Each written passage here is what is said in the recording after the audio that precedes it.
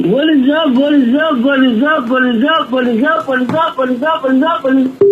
Ladies and gentlemen, boys and girls, children, all ages, Nightmare Jones here. It is 8 o'clock. That means one thing and one thing only. You are listening to the Wrestle Talk podcast with Joe and Rene. And you've made yourself a great, great, great choice. Ladies and gentlemen, tonight we have a heck of a night. We got Brandon Aarons from Dynamo Pro. We got KLD coming on. We've got the high spots. I mean, we have this song that always gets played for some reason.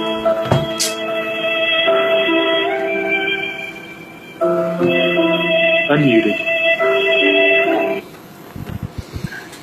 And ladies and gentlemen, let's welcome in the other host of the show, the man, the myth, the legend, the night owl. What's going on, my friend? What is going on, beloved members of the Wrestle Talk family? It is your boy, the Night Owl. Que pasa, que pasa, que pasa, que pasa.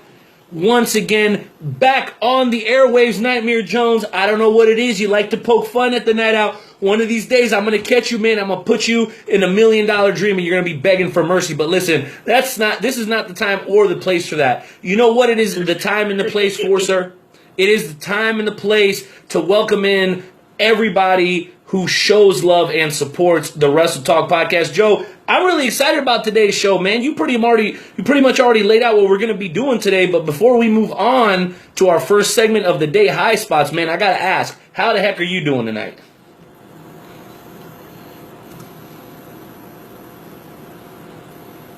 Nightmare, where you at, buddy?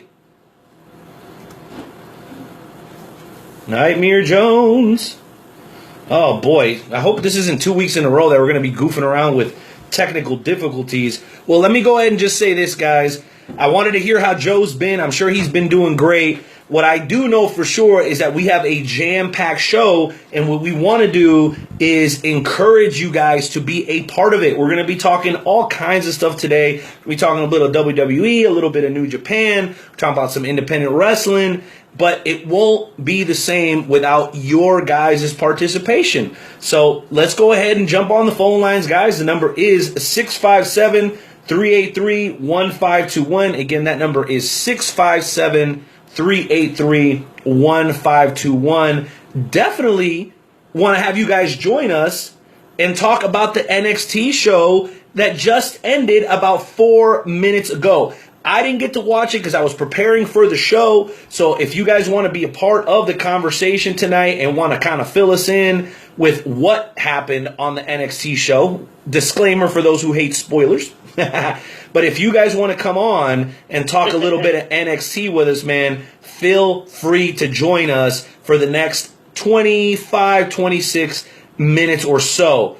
But, Joe, before we move on to high spots, we have to do what we always do about this time, man. And no, it's not crack our beers. We'll do that here in just a minute. No, we ask everybody to remove their caps, put their hands over their hearts as we pay homage to the greatest country on God's green earth. That's America, damn it.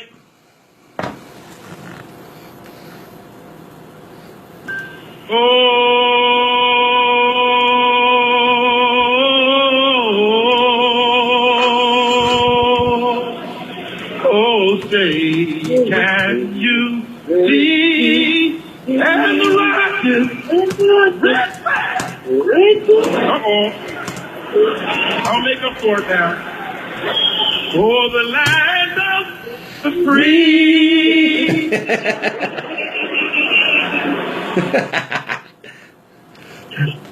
It's Jeremiah every single time, Renee, every single time.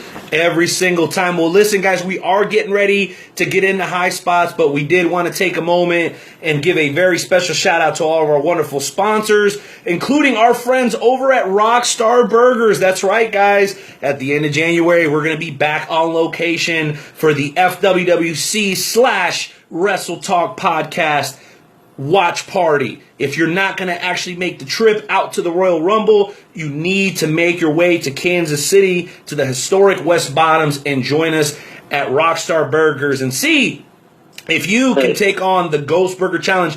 Joe, you remember what happened last time, right? We had one of our guys from the FWWC take the challenge that won Corbin Slater. Yeah. And we all know how that turned out. My question is that the next time that you come down, are you going to try to take on the Ghost Burger? I don't do spicy things. I don't do spicy stuff. So me trying that burger is probably not going to happen. I'm sure that Corbin Slater is used to hot stuff and he couldn't do it. So, I mean, how many people have actually been able to eat that entire hamburger, Rene? Dude, let me tell you something. Last time I checked, well over 300 people. Well over 300 people have taken on the Ghost Burger, and only 7 have successfully consumed that. I wouldn't even call it burger. I'd call it more like death on a bun.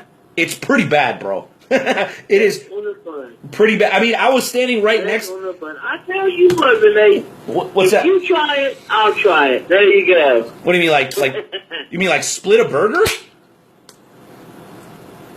No, I'm talking about if you get the Ghost Burger, I'll get the Ghost Burger, and then we can both do it at the same time. Oh, so you mean I should start writing my will right now? Because let me tell you something, man. For those of you guys don't know, they actually bring it out to you on in a Pyrex platter. And it's like a skull with 2 little hands on the sides holding up this platter, and that's what they bring you the burger on. And if you win, you get your picture up on the Wall of Fame, and you also get a T-shirt that says, I defeated the Ghost Burger at Rockstar Burgers. Or if you fail, you get a T-shirt that says, Rockstar Burgers, at least I tried. You know what I'm saying? So either way, you walk out a winner at Rockstar Burgers. Also, special shout out to our friends over at Kansas City, Kansas Dental Professionals, our very first sponsors ever. Also, man, dude, I love my man Jay Hollywood, man. The guys over at the Conspiracy Farm, always showing mad major love to the Wrestle Talk podcast, man. The Masked Saint on Amazon, book available right now on Amazon.com. Of course, our friends over at GWF, our KCXW friends.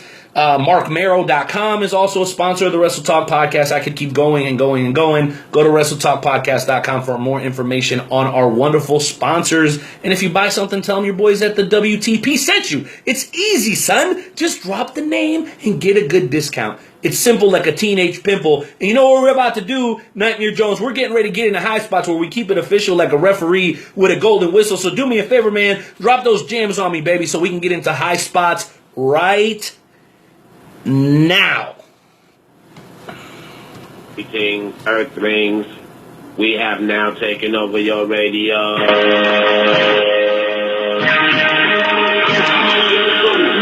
Hit 'em high, hit 'em high, hit 'em high. If you hit 'em low, hit 'em low, hit 'em low. You ain't got no game. I'm fucking your hot frame.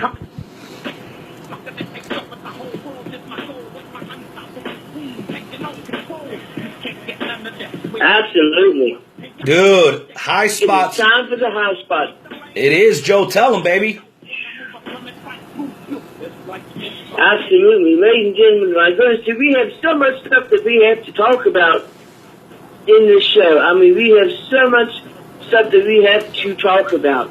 We got, you know what? I'll go ahead and start it off, and then you can add something, and then I can add something. Well, let me. How's that sound, Rene? Sure. Let me pause you real quick, because for today's high spots, we're going to be joined with a good friend of mine. He's been a loyal listener of the show, and he said, "Hey, Rene, man, I want to be part of the show, man. Can you have me on?" And I'm like, "Dude, of course. All you got to do is ask. You know how the Night Owl and Nightmare Jones do. We take care of our peeps.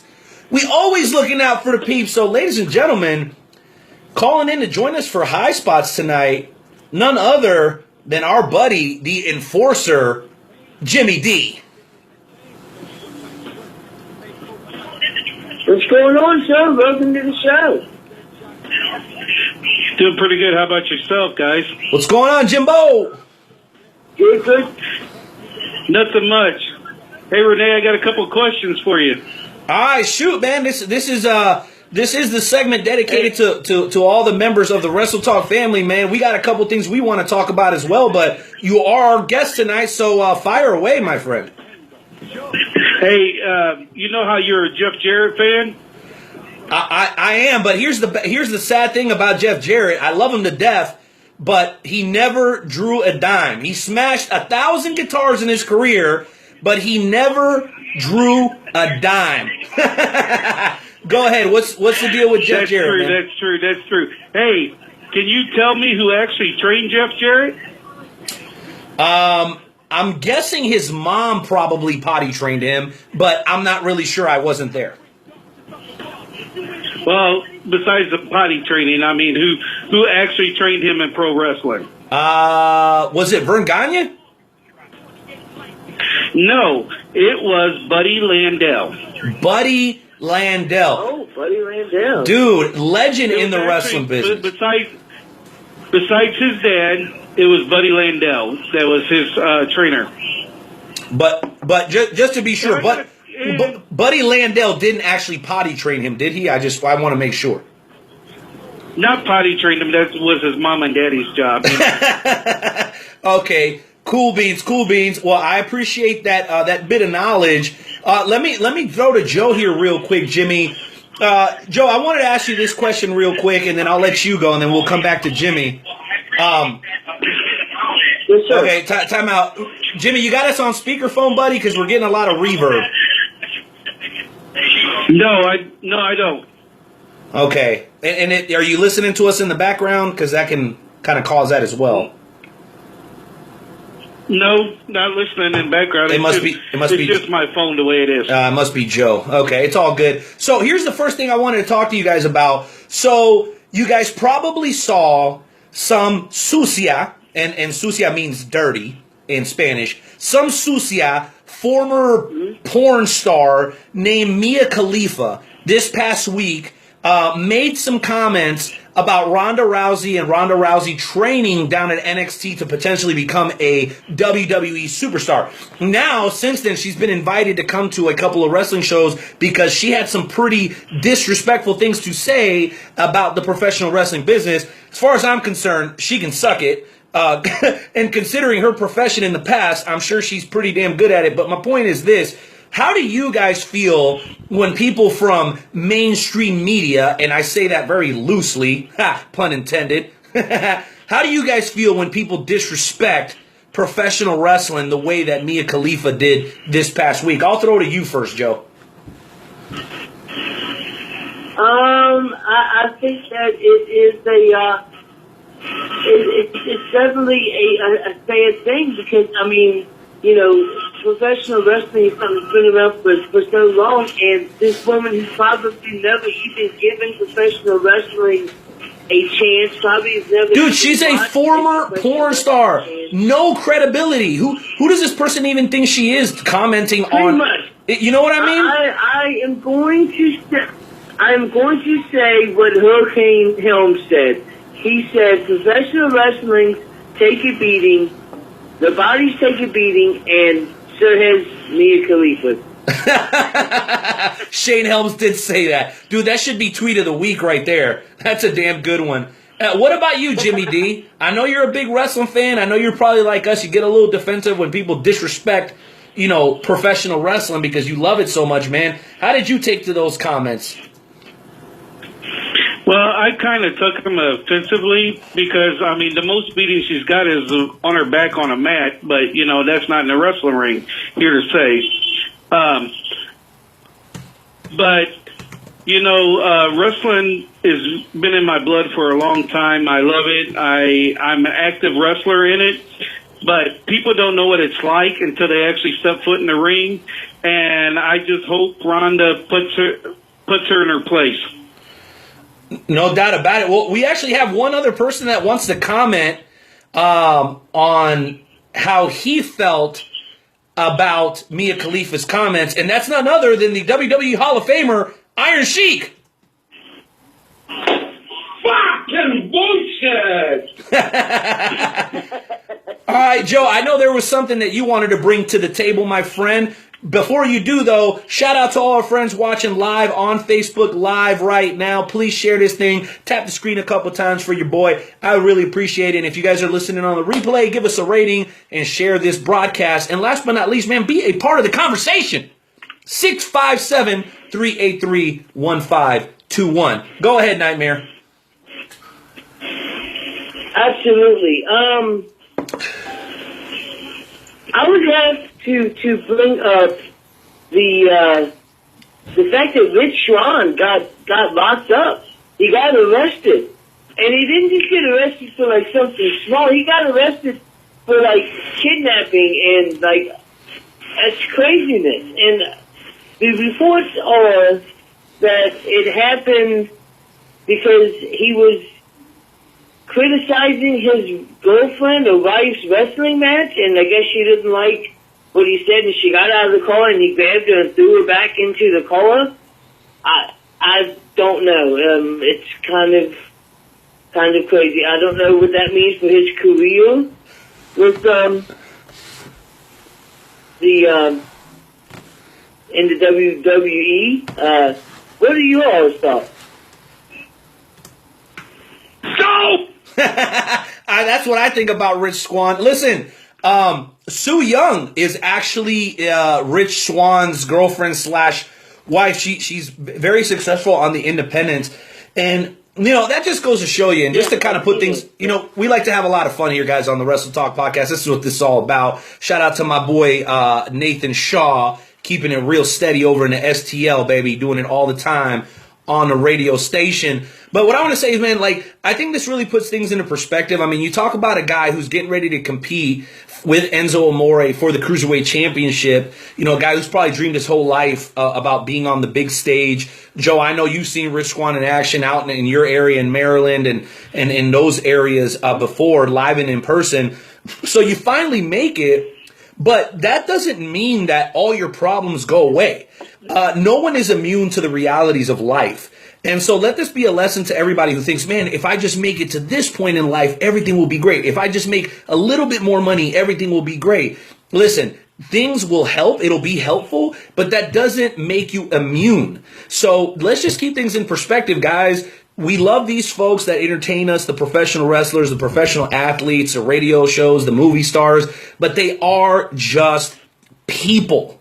They are just people, and when something like this happens, which is very unfortunate both for Rich and for his girlfriend, I think it's a shocking reminder of how fragile life really is when it comes to making the most of your opportunities, because just that quickly it can be taken away from you. What do you think, Jimmy? Yeah, you're right, because you figure, you know, WWE's been on, you know, they got this strict policy in effect now and everything like that. But you got to take away the guy has good talent, great talent, good wrestler, and then go and make a mistake like he did, which, you know, it wasn't a mistake, it was a big mistake of all things, you know, especially to hit your wife or do kidnapping on your wife. But you might as well consider it's not like going to an everyday job, 9-to-5 job. This was your big opportunity, and now you might as well just kiss it goodbye. Dude, absolutely. I mean, he absolutely put himself in a really bad position. I, for one, hope that he can rehabilitate himself and his career, but more importantly, his relationship with Su Yung, and that things can get worked out, and then hopefully we'll see him again somewhere, whether it be in WWE or back on their larger independents that we're so familiar with seeing him at. Now, Jimmy, I knew that you had a couple of different topics that you wanted to bring to the High Spot segment tonight. What else did you want to cover tonight, man? You know, other than, you know, I'm also a Jeff Jarrett fan. You know, he's actually a third-generation wrestler, starting with his grandfather and all that. You know, I did some research, but I didn't know Jeff Jarrett actually won his first title in 1986, a tag team title. And then he won his... Where and what title? It was for the AWA South Tag Team titles, 1986. Awesome. It was basically AWA South was like the Continental Wrestling Association, which was his grandfather was general manager of, and he debuted against a guy named Tony Falk. Wow. Pulling the historic facts out of his back pocket, my boy Jimmy D. Well, Jimmy, we appreciate you coming on today, man. We're going to go ahead and move on as we get ready for our buddy Brandon Aarons, former Dynamo Pro champion, first ever graduate of the Dynamo Pro Dojo. So before you go, man, you got anything you want to say to the Wrestle Talk family before you get out of here? No, I just want to tell everybody Merry Christmas and Happy New Year to you, Rene, and the other ones out there that's listening, to all the wrestling promotions that I wrestle for and the fans out there. Have a happy holiday and have a happy New Year. You got it. Ladies and gentlemen, my boy, our boy Joe, Jimmy D, checking in for the first time, man. Love to hear from the members of the Wrestle Talk family, man. It always is a lot of fun. Joe, we got a couple of minutes before, the master of hair flips joins us once again, dude. I got to know, man, what else is on your mind tonight while we close out High Spots? I want to know what you think about what's going on between Nia Jax and Enzo. Are they having like a love angle between Nia Jax and Enzo? That's like last week. It was, she came up to him and she said a couple of things, and she winked at him, and then this week she practically did the same exact thing. Does Nia Jax have a crush on Enzo? What do you think, Rene? Well, I can sum that up pretty simply, man.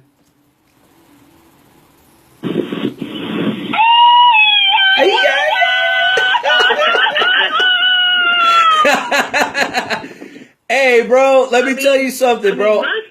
I think Enzo's going to get in where he fit in, bro. Between you and me, I think he could fit in between Nia Jax in several different positions and in several different places, if you know what I'm saying, son. My thing is this, Night Owl, is not very many people are going to be able to tell you all see how big the Nia Jax is. So, would you be able to tell Nia Jax no? Heck no. Dude, listen. I'm a happily married. You pick me up and slam me.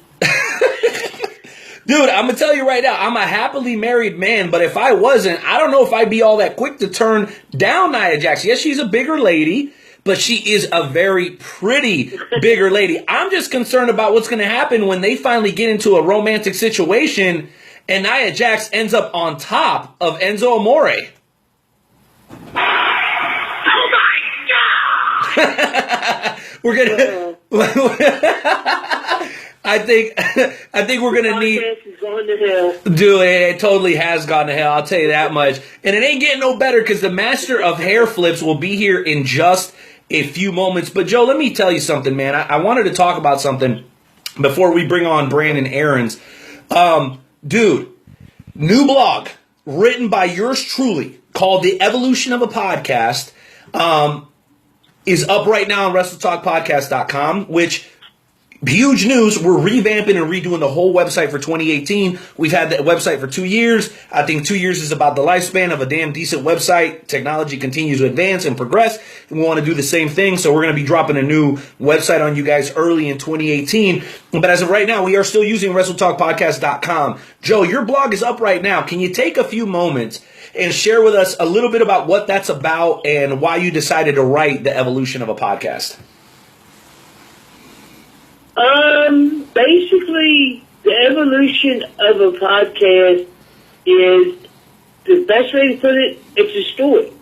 It's a story that starts at the beginning, and at this point, it's still continuing. It's like a motivation.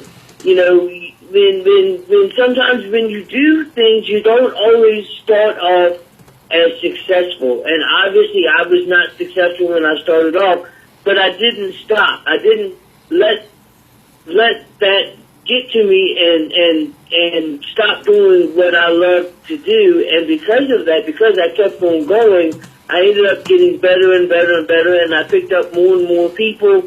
And now we are more successful than we have ever been. Hundreds of people listen to my podcast, to all podcasts on a weekly basis. But when I first started out, I had maybe 2 people listening, if that. So that's pretty much what the evolution of a podcast is about. I want to let everybody know, the story of a podcast, because I didn't just, a couple, 2 years ago say, oh, I'm going to start doing a podcast. No, the Wrestle Talk podcast has been going for 5 years, 6 years now. So, yeah. Yeah, absolutely. Now, the one part that you're leaving out, Joe, and I don't blame you, when you and I talked and when you first put it together, and, hey, what's up, Michael? Thanks for checking us out. DJ Z, thank you being here. Luchador de Kansas City, what's up?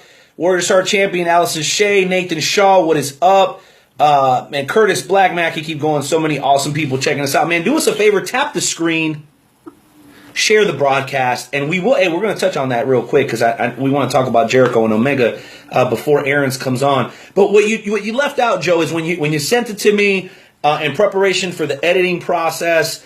You told me, man, that you kind of were almost in tears as you were writing this, man. If it's not too hard for you to do, elaborate on that just for a second, man, as to why it was something that put you in that state where you got emotional while you were writing it.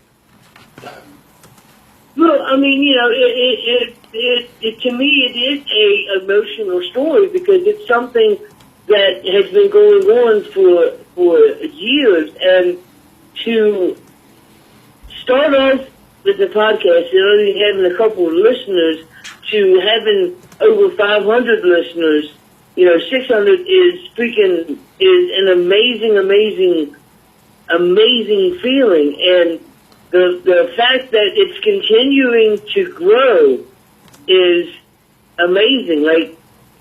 I always wanted to be as big as a podcast that I saw called People Who Know Good Wrestling. And I feel, they were talking to all these big names, and I was like, that's exactly what I want to do. That's exactly what I want to do. And I've done that, and I've surpassed that. I feel that I've surpassed exactly what I wanted to do, and we just keep on going, and it's an amazing feeling. Dude, no doubt about it, man, and thank you for sharing that. Hey, somebody do me a favor, man. My boy David Yoder is trying to tune in. He just shot me a message. He's like, hey, where are y'all at? I'm like, dog, the Wrestle Talk fan page, son. Or blogtalkradio.com/Wrestle Talk Podcast or WrestleTalkPodcast.com. We ain't hard to find, baby. We ain't hiding from nobody. Right, Joe? We're here every week. Show 173 tonight. We ain't hiding from nobody. Anyway, somebody shout out to my boy David Yoder. Get him over here so he can tune in. But anywho, Joe, I appreciate your sincerity, man. I appreciate you willing to kind of put that out on the table, man, because I know it was something that was near and dear to your heart. So if you guys get an opportunity, check out that blog. Very, very important that you do so if you're a supporter and a fan of the Wrestle Talk podcast. Shout out to my boy Brett for just sharing.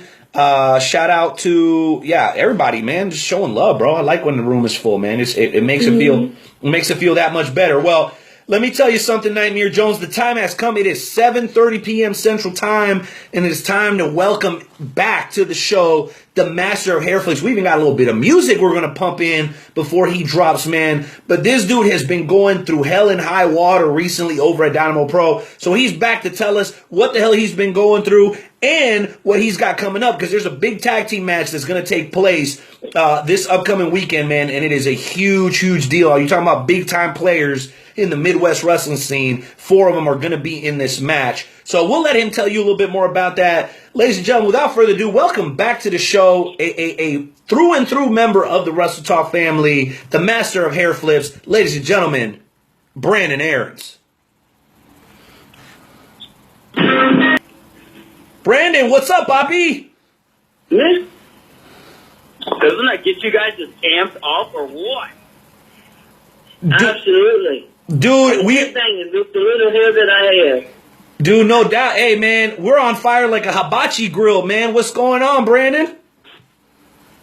First of all, I love hibachi, so that was a great reference. He's my favorite. Nice. But, you know, I just got done working out, took a shower. I'm about to go meet up with some hot honey here pretty soon. Woo! For a Super Nintendo, the retro one. I don't know if you guys play the retro games, but I'm searching for one tonight, you know what I'm saying? And some Christmas gifts. Yo, well, let me tell you something, man. Your boy, the Night Owl, currently owns a Super Nintendo, Mortal Kombat, Super Mario World, Mario Go-Kart, man. And it's not one of those, like, repackaged deals that they kind of recreated. No, this is the original joint. I'm talking about the one, Brandon, where you got to blow into the cartridge and stick it back in like 4 times for it to work. Well, when I was a kid, see, my parents bought this van, and the Super Nintendo came with the van. Part of me feels like they bought the van because we got a free Super Nintendo. So that was, me, my brother, my sister, that was our go-to the entire time I was growing up. So, you know, I'm ready to flip back into the old days a little bit. Flip back into the old days. Well, Brandon, before we get into the wrestling stuff, man, I wanted to ask you, bro, it is the holiday season. I'm sure there is tons of honeys that want to spend their Christmas Eve with the master of hair flips. But listen, I know you're about working out, and I know you're about getting ready for this matchup you have coming up. But I'm curious, man, do you have any favorite, like, downtime holiday movies, man, that are like your go-tos every year that you got to watch around this time of the year? Oh, man.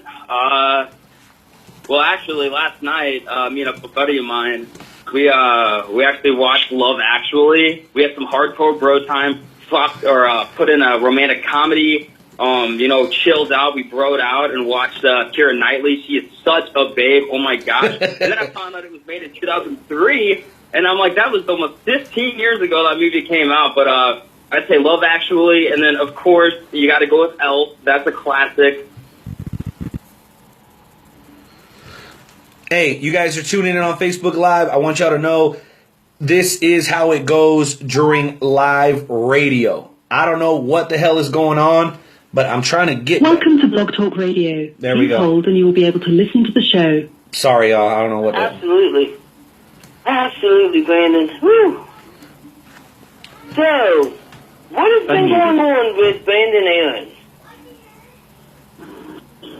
Where to start? You know, the past couple months have been a little crazy. I'm back. Technical difficulties. Ooh. We don't pre-record around here, baby. We do it live. This stuff is crazy. I lost the Dynamo Pro Heavyweight Championship.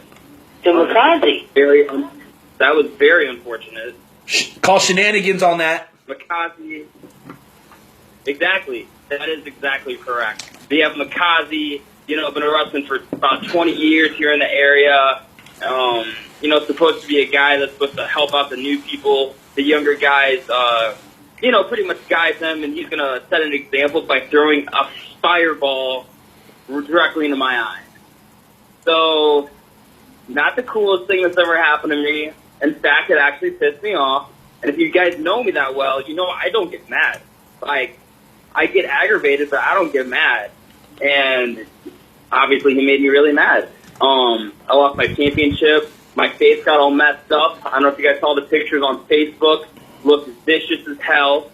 Did not feel good. Almost burnt my hair off. So that's not good. What would have happened to me then, you know? So right now I'm just focusing on trying to get that belt back. Well, I'll tell you what, Joe, allow me to jump in. You know, I remember a time where Makazi was a totally different person. I mean, I remember a couple of years ago, you were there, Brandon. It was the night where Durden and Cruz had that match where Cruz went through the wall, and there was a part of that show where Ozzy Gallagher, when he still had his hair, was kind of going nuts, and I remember Makazi was in the crowd, and he was like trying to talk some sense into Ozzy Gallagher, but in these last 2-3 years, man, a lot has changed, bro. He puts that mask on, and he becomes a different person. And I know he's well respected throughout the wrestling community, really all over the world. But my question is, man, like when you go into this match, like the one that you're getting ready to go into alongside Adrian Surge, how do you keep your emotions in check, bro? Because you've got to be legitimately pissed off. I mean, the dude could have blinded you for life. Forget wrestling. This dude could have blinded you for life to where you would have struggled to get up in the morning and brush your teeth. So how do you keep that in check when you know that your objective isn't necessarily to get revenge, but it's to win the match?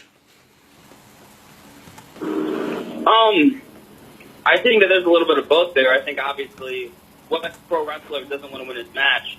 At the same time, though, there's obviously a revenge factor. The last show that we had in Turtle Gymnasium here in St. Louis, he literally covered me in lighter fluid, tried to light me on fire. Luckily, my trainer, former Midwest standout Dingo, he was recently made his return to wrestling, came out for the save. So luckily, he was in the house, but there's a lot of emotion coming from me for Mikaze, because not only is he setting a bad example of how to do things in Dynamo Pro Wrestling, he literally tried to end my career. I mean, what do you think would have happened had he lit me on fire? Everything would have been lost in my life, outside of wrestling too, you know. I'm sure no girl want a tarred up boy, you know, who doesn't have that great hair and a perfect tan, you know.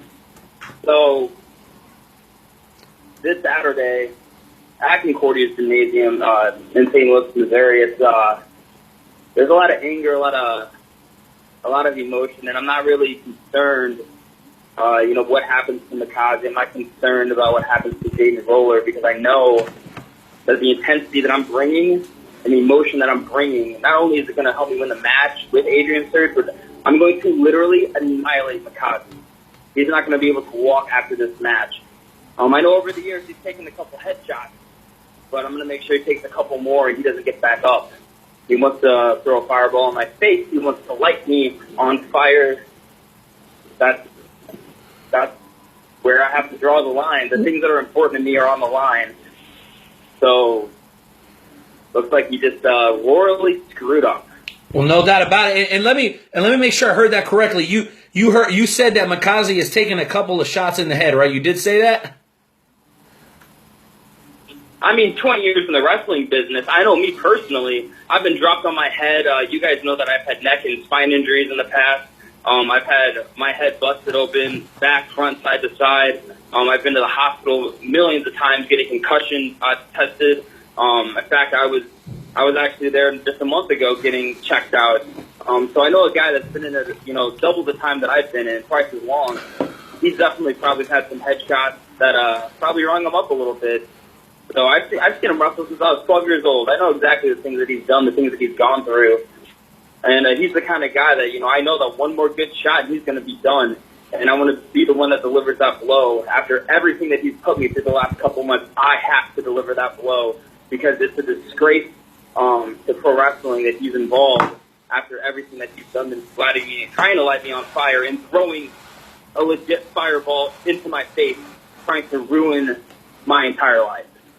Well, I hear you. And the reason I was asking about the shots to the head, I figured that if he had, then him and Mia Khalifa actually now have something in common.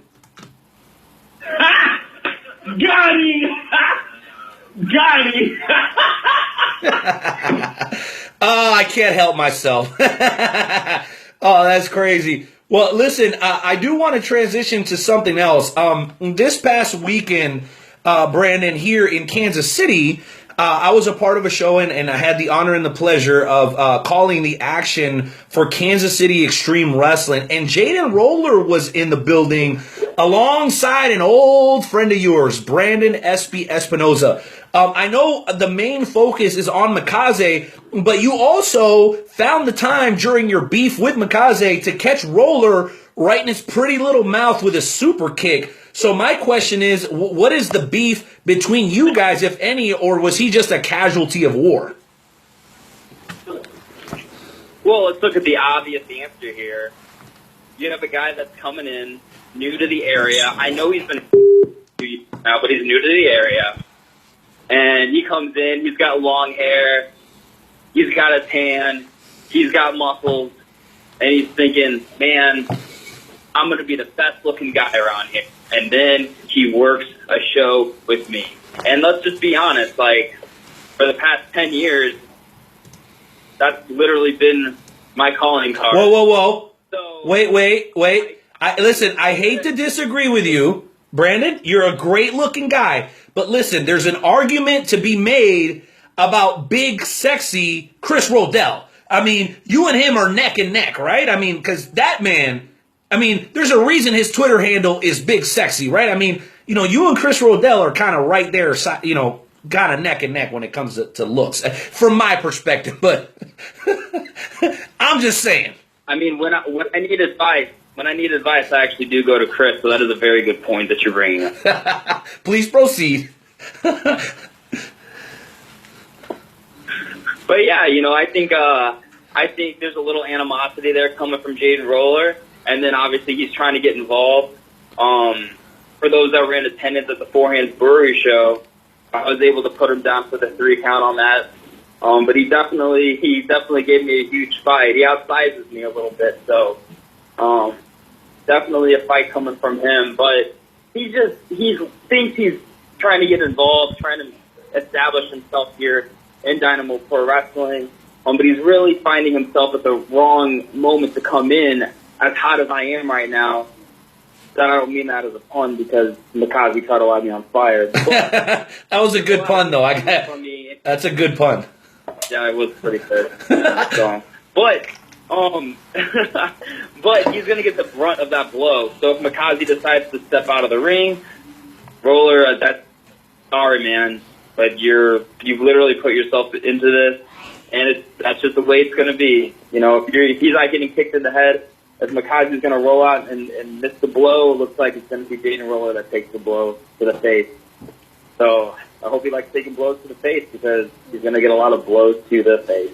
He's going to take more blows to the face. Well, listen, I know that you're anxious, but we still are a couple of days away from Holiday Havoc at the Concordia Turners Gymnasium in STL, Missouri. This tag team match that you guys have lined out, what does this mean to you? Because I know that there's a certain part of you that, you know, you're very invested into your singles career, but you also have a history with your tag team partner, a guy who recently was injured and is now back in action, and also a member of the Wrestle Talk family, Lights Out Adrian Surge. So what can you tell us about Adrian Surge and the chemistry that you guys might be able to put together in a short amount of time to be able to face 2 worthy opponents? Because Adrian Surge is also a big-time player in the area.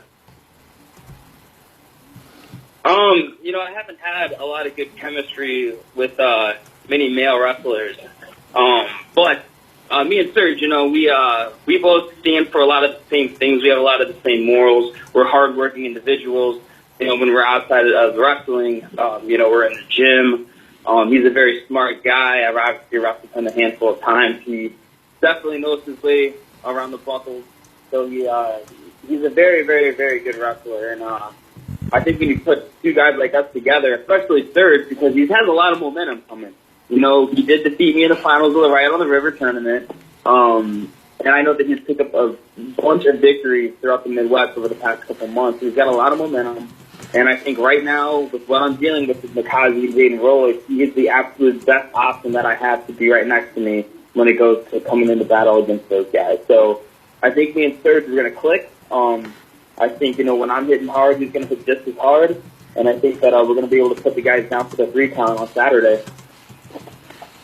Dude, that's fantastic. And I have a feeling that this match is going to get brutal because there is so much personal animosity between you and those 2 guys. And I just hope that Adrian Surge, because I've seen Adrian Surge, I've seen both sides of Adrian Surge. I've seen the good Adrian and the bad Adrian, and I just hope that he's a guy that you can count on because, you know, the last thing you need is your own teammate turning on you.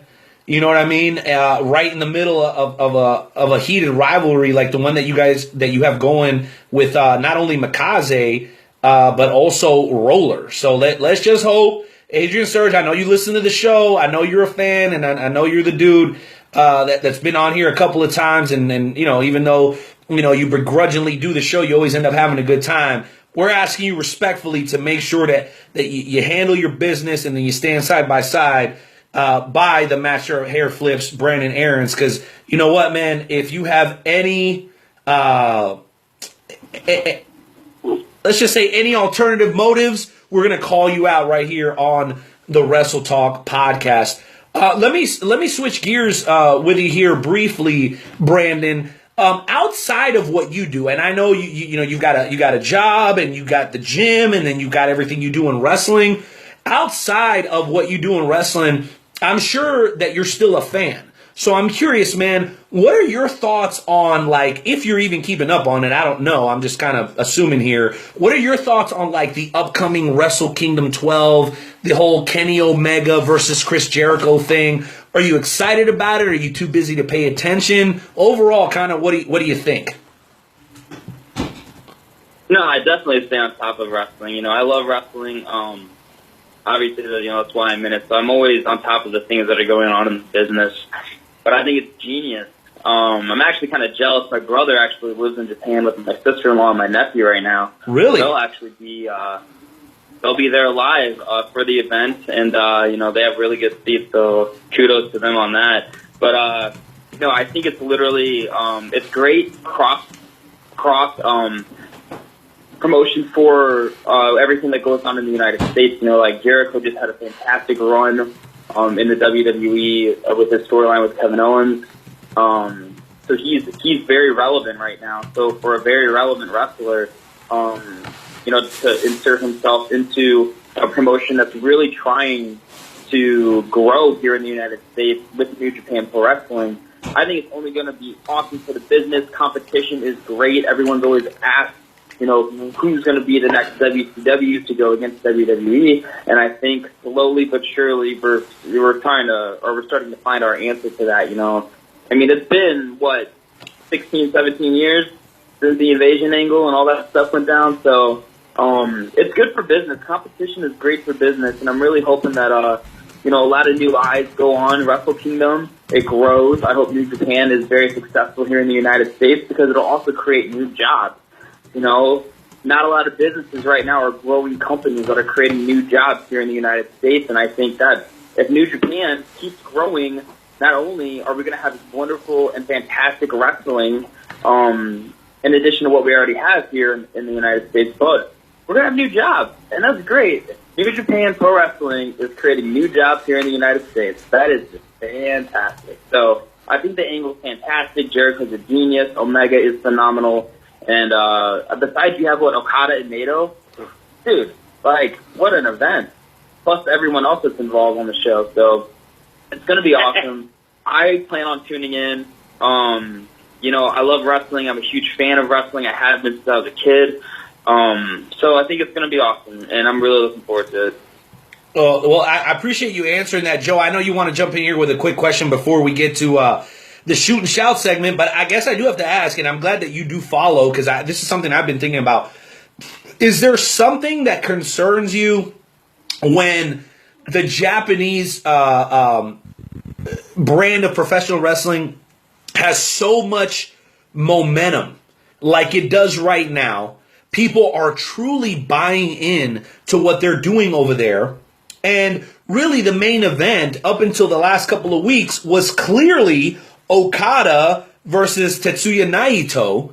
And now with this whole Omega Jericho thing, I happen to think, at least there's a part of me that feels like it's kind of somewhat overshadowing the main event. So is there any part of you, a guy who's been in the business for over 10 years and you understand psychology far better than a couple of fans like Joe and I, is there anything, so maybe you put yourself in the Booker's shoes, that concerns you when you're trying to make an impact? They just started a YouTube page. They did the G1 in California. But now you're, in essence, letting two Westerners more or less assume that main event role instead of letting the two Japanese guys carry or bear the flag for you coming into the biggest show of the year. So, and I'm kind of struggling to get the question out here, but I guess my question is, would it concern you as the booker that your true main event may be overshadowed by what some people, as exciting this is going to be, some people are considering a bit of a sideshow? I think that Okada, because he is their main champion, no matter what happens, I think the only WrestleMania, well, actually, I guess last year technically Taker and Reigns, but it is The Undertaker, so that was the main event. But outside of that, I think the last time a non-title match main event at WrestleMania was at Ric Flair versus Shawn Michaels, I think. But maybe I have that wrong. I have no idea. But anyway, the point is, though, is that your main championship will always be the main event. At least it should, because that is the most important thing in that entire company. And right now, Omega is the U.S. champion for New Japan. So I think it's doing exactly what it needs to do. You have all these people that follow Jericho. They follow their band, his band. They've been following him for 20 years. And now, boom, they're seeing Jericho just like they would if he was in WWE, except Kenny Omega, New Japan, so many new fans. They're going, what is this? They've never been exposed to that side before, so they're like, what's New Japan Pro Wrestling? Clicks the link, boom, sees this dude. Wait a minute, is that the Bullet Club logo? I know that. I saw that at Hot Topic. It just expands everything, And in Japan, I guarantee that Okada and Naito are still the main guys that are being promoted all the time. There's a lot of buzz with Jericho and Omega, but I think over there it's not going to overshadow. I think it's just going to be like one more main event caliber matchup that you just added to your show. But they are Americans. They are, from over here, and also they're Canadian. So now you've got the Canadian market. They're like, these two Canadian guys are going to be one of the main matches at Wrestle Kingdom. So you've got Canada putting their eyes on New Japan. You've got the United States putting their eyes on New Japan. All these new fans that don't even know anything about it, but now they know who Okada is. Now they know who Naito is. And now all these Japanese fans, they're getting more buzz, and it's just a huge expansion, of everything. And it's just fantastic. They're executing it perfectly. I think it's just going to help it grow, and I don't think their match is going to overshadow the main event. I think the main event is going to be so different than the Omega Jericho match that if you love the classic style of wrestling that's not so much flippies and huge crazy ass bumps and all that stuff, you're going to love Jericho and Omega. But if you love that strong style, just nuts type of matchup, you're going to love the main event of Okada and Naito. So I think that there are two different types of matches. They're the two marquee championships in New Japan, and I think it's great because it's going to bring two different worlds of wrestling together, which just expands their brand, expands their business, and just helps pro wrestling in general. And there's nothing wrong with that. So, dude, you know what? I think you just convinced me, because I was concerned, and the one market that that also needs to be accounted for is the Mexican market, because for those of you who have taken the time to watch the Naito story, it's on one of our playlists on the Wrestle Talk Podcast YouTube channel. It talks about how he was kind of one of those guys that was at the bottom of the barrel. Joe, I know you talked about this on last week's show, and then he kind of evolved, and it all happened because he went to CMLL and became basically one of the forefront guys for Los Ingobernables de Mexico, which has now transitioned to Los Ingobernables de Japón, or the Ungobernables for my American friends. So now you're talking about the Canadian wrestling market, the American wrestling market, the Mexican wrestling market. There's a huge Bullet Club representation with Marty Scurll and all those other guys. So then you've got your British wrestling market combined with the Japanese market. I feel like this show, this Wrestle Kingdom 12, be prepared for a 6-hour show starting at 2 a.m. on a Thursday, guys. But this may be the best wrestling show of 2018. Not to take anything away from WrestleMania, because if you guys are watching the Facebook live feed, I'm actually wearing my WrestleMania cap right now. But when you talk about top to bottom, top talent around the world, okay, there's no doubt in my mind that Wrestle Kingdom 12 is going to give you better wrestling. You may get a better show at WrestleMania. You got all the boom and the pop and the pizzazz and the fireworks and all that kind of stuff. But if you're a wrestling guy, if you're not a WWE fan but you're a wrestling guy, this is for you.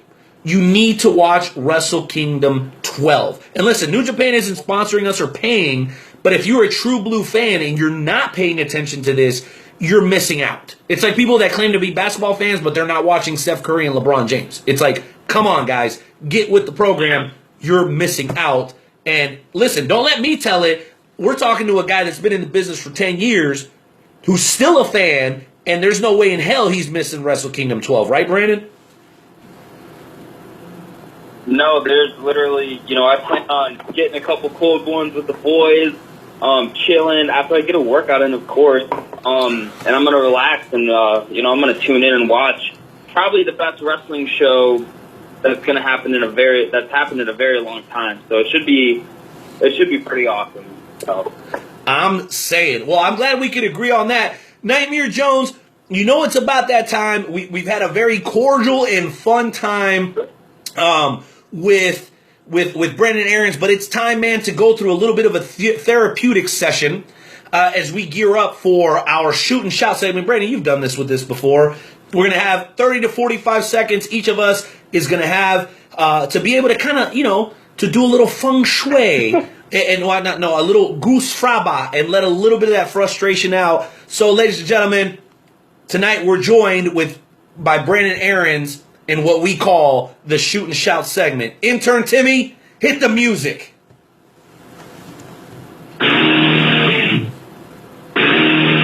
It's just one of those days where you don't want to wake up. Everybody sucks. You don't really know why. What you want. Take it away, Joe.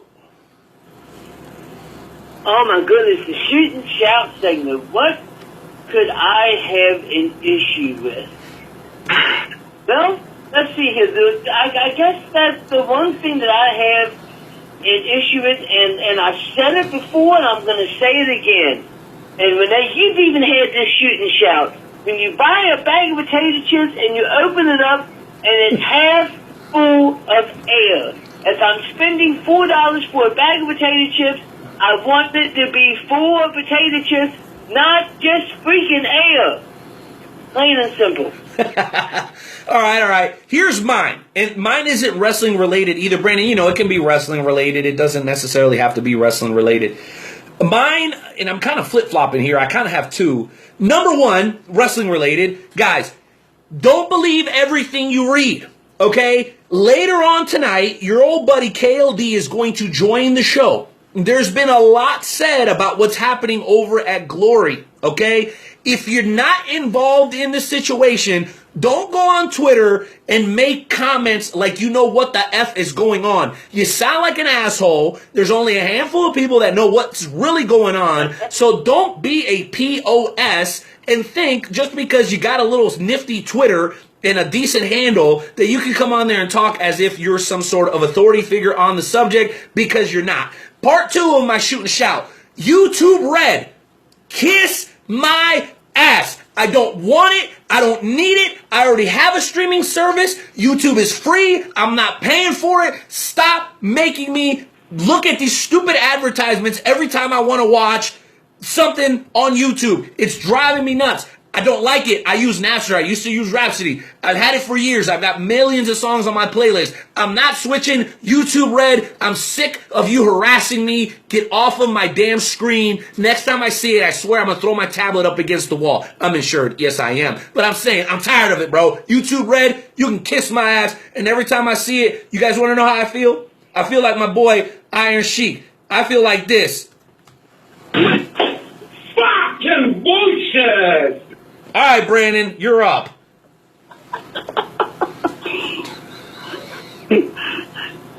That was good. How do you follow that? Well, good news, guys. I found a Super Nintendo. I actually have it in my hand right now. It's $80. Should I buy it?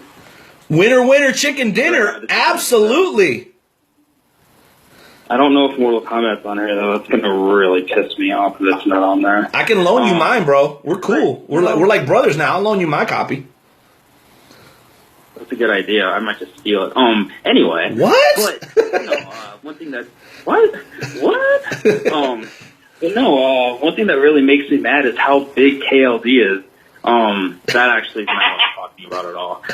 But no, like...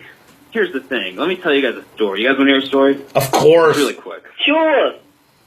All right, so this is part of the shoot and shout, right? Because I'm about to go on a roll here. So, obviously, you know, I'm in a Best Buy right now, so everyone's gonna hear this story.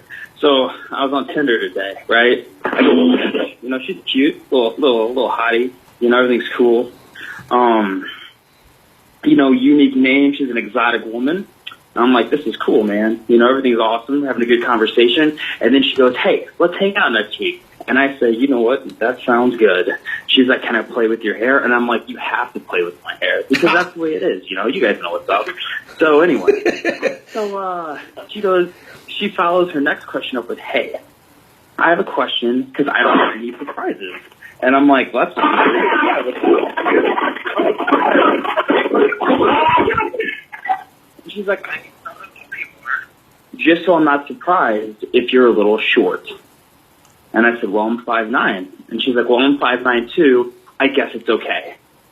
Like, you guess it's okay. It's okay that I am literally the height that I am. I'm a human being with feelings, and you're going to come at me, and you're going to complain about my height. And that's, you know, I get that a lot. You know, I'm not a short guy. I'm not a tall guy. I'm just a regular human. You know, 5'9". That's an okay height. I'm pretty sure that's an average height. I'm in the middle, you know, other places. Maybe I'm also average. But height, definitely average. And I just think it's ridiculous that these girls, you know, are like, oh, you know, you got the tan, you got the muscles, you know, you got the long hair, and I love it. But you're 5'9". And that discrimination against my height just really, really, really pisses me off. And I just think it's absolutely ridiculous. So that's the big thing that I'm on right now. And if any girls are out there listening thinking like, well, 5'9" is a little short, you know what? If you're 6 foot tall, I think that'd be awesome. Longer legs, you know, just more for me to love, you know, more for me to take care of. That's all I'm saying. You know, I love everybody, and this really pisses me off if you got a problem being 5'9". Well, so yeah, at least I got my suit. The Super Nintendo's making me feel better about it, but I'm telling you guys, Brandon ain't too happy right now about that shit. So, well, hey, Joe, let's hear one more time from the Iron Sheik. What does he think about the ladies criticizing Brandon for being 5'9"? Fucking bullshit! Brandon, let me tell you a little something somebody told me years ago, dude. There was only one perfect person ever to walk the face of the earth. And you know what happened to that guy? He's me? That was a joke. No. They hung that dude from a tree. So don't feel bad, brother. 5'9" is just fine. No worries. And if you got a problem with Brandon Aarons, it's pretty simple, guys. You're nothing more than just...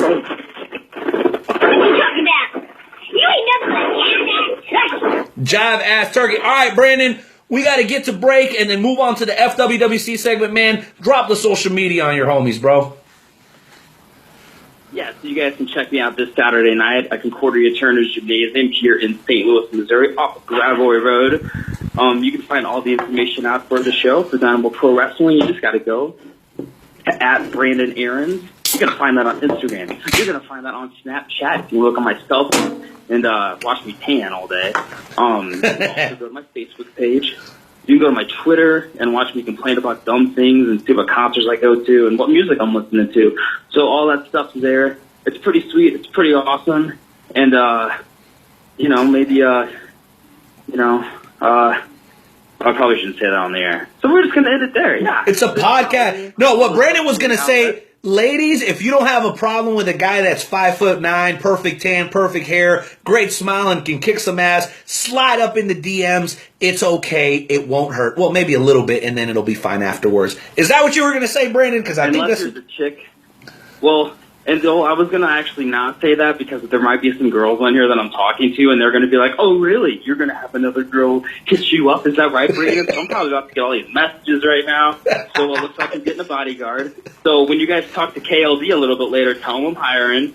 because I'm only 5'9", and apparently that's awful. So I could use a big guy to, kind of watch my back, a little bear, to watch my back for me. So, well, we know you can hold your own. Ladies and gentlemen, always a great time with your former Dynamo Pro Heavyweight Champion, first ever graduate of the Dynamo Pro Dojo, and a man that is going to continue to entertain for many, many years to come. Best of luck to you this weekend at the Dynamo Pro Show, Brandon. We'll catch you next time. I'll see you guys later. Have a good night. All right. Hey, Joe. Brandon's pretty sensitive about being 5'9", don't you think? No. Well, I mean, I understand where he's coming from, being like 5'6", and I get comments like, if I step up to somebody, I got to use a step stool. Whenever I get into the wrestling ring, I got to use a step stool. So I know exactly how he feels. Well, you know what, Joe? You know who we haven't heard from in a long time, bro? Mama Time. Mama Time, what do you think about height discrimination? I think it's shit. Oh. That's right. All right, guys, we'll be back in 2... Nah, no doubt. Vertically challenged indeed. What's up, Brandon? Is for checking in. Allison Shea Atticus, we love you. Thank you for being here. Guys, the show is going to continue in 2 minutes and 20 seconds. Hit the music, man. I got to drain the main vein. We'll be back. KLD, 30 minutes into this hour. FWWC and Snippets of Truth still to come, guys. We'll catch you in a few minutes.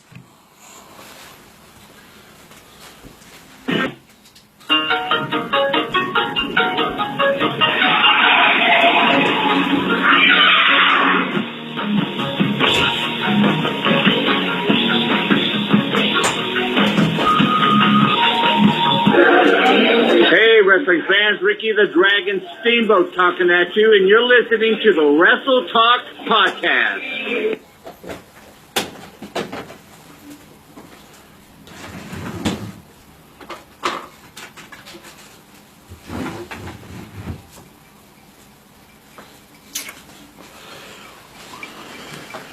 What is up? What is up? What is up? What is up? We are back, ladies and gentlemen. That's right. And, of course, I did wash my hands. Come on now. That is sanitariness or sanitation 101. I don't know. It doesn't really matter. Guys, happy holidays to you. Thank you guys for taking a little bit of time to check out the Wrestle Talk podcast tonight. We just talked to Brandon Aarons. We talked to our boy Jimmy D. But now it is time... That's right, it is time to get into the FWWC segment, the world's greatest fantasy wrestling group. Without argument, please don't argue. It's just the truth. You don't have to like it. It's the truth. The FWWC is in the house, and we're going to actually bring on a couple of the superstars of the FWWC. More information on fantasy wrestling available for you at WrestleTalkPodcast.com. Just slide over to that tab that says Fantasy Wrestling WW Chapter. All the information you need is right there. Hit me up, guys. Blow up the phone lines. We've already had a ton of callers tonight, but I got to go with the man that's been on hold the longest.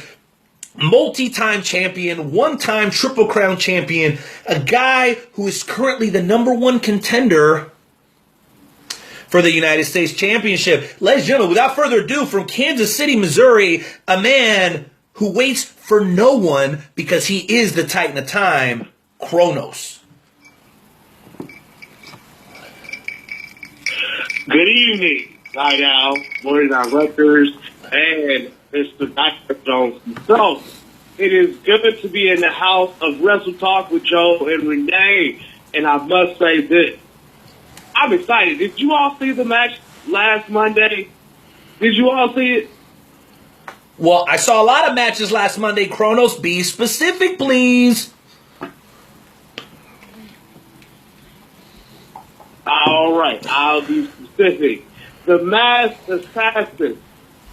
Did he win his match? I think not.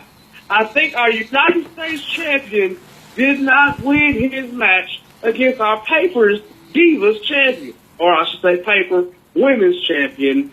And I wanted to make sure, am I correct? He lost, right? Well, Kronos, Nightmare, jump on in here because Kronos seems to not only have a bone to pick with our United States champion, but he also seems to have a bone to pick with our women's champion. Nightmare, why don't you take this one?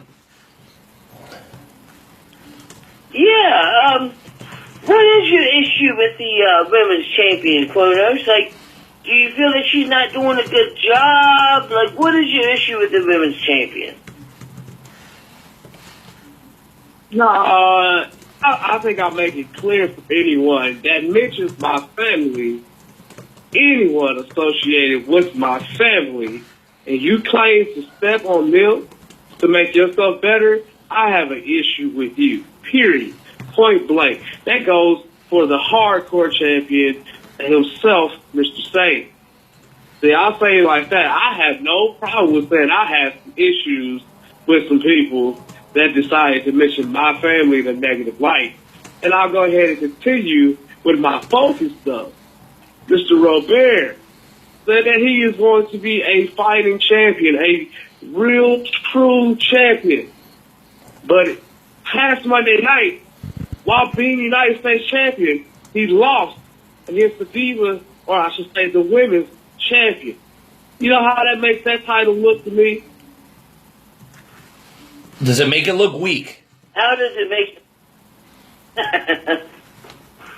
I was wondering. I was like, oh, I think you all got to look of silence kind of became irrelevant again. And I guess that just tells me that when I take that title off of him, I need to bring back the prestige, the rigor, the relevance of being a true United States champion. And that is exactly my plan and what I want to do. Dude, no doubt about it. Well, Kronos, you said that the Enchantress talked about your family. Who are you talking about exactly? When you mention Marvelous Missy in a negative light, just know that the Titan will never let that continue. Don't care how you feel. Don't care if you feel like I went too far. Just know, if you mention Marvelous Missy in a negative light, be prepared to get strife from Kronos the Titan of top. All right. Ladies and gentlemen, strong words from Kronos the Titan of time. Kronos, final thoughts. Final thoughts. I'm excited about Clash of Champions this Sunday. Plus, I'm even more excited that next Monday night, I will be on the Wrestle Talk podcast, FWC podcast, Monday night. Guaranteed. We can't wait to hear you, Kronos. Always an honor and a pleasure. You take care of yourself wherever the tides of time may take you, good sir. Nightmare, it's time to move on to another caller. You've been watching the boards a little closer than me, man. Who's up next? We got these damn things lit up right now, baby. The next caller we have is a favorite caller of you and mine. Like, you can hear him on the FWWC tonight, every single Monday night.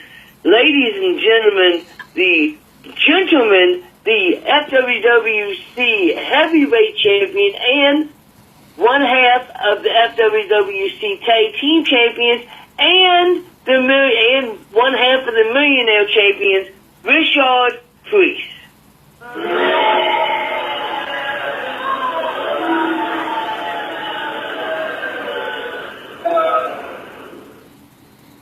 They love me, don't they? They just truly love me. And first off, Nightmare Jones, I am no longer the gentleman. I am just the champion, Richard Pierce. The champ, okay. I've got that down in my notes. Wait a minute, Nightmare.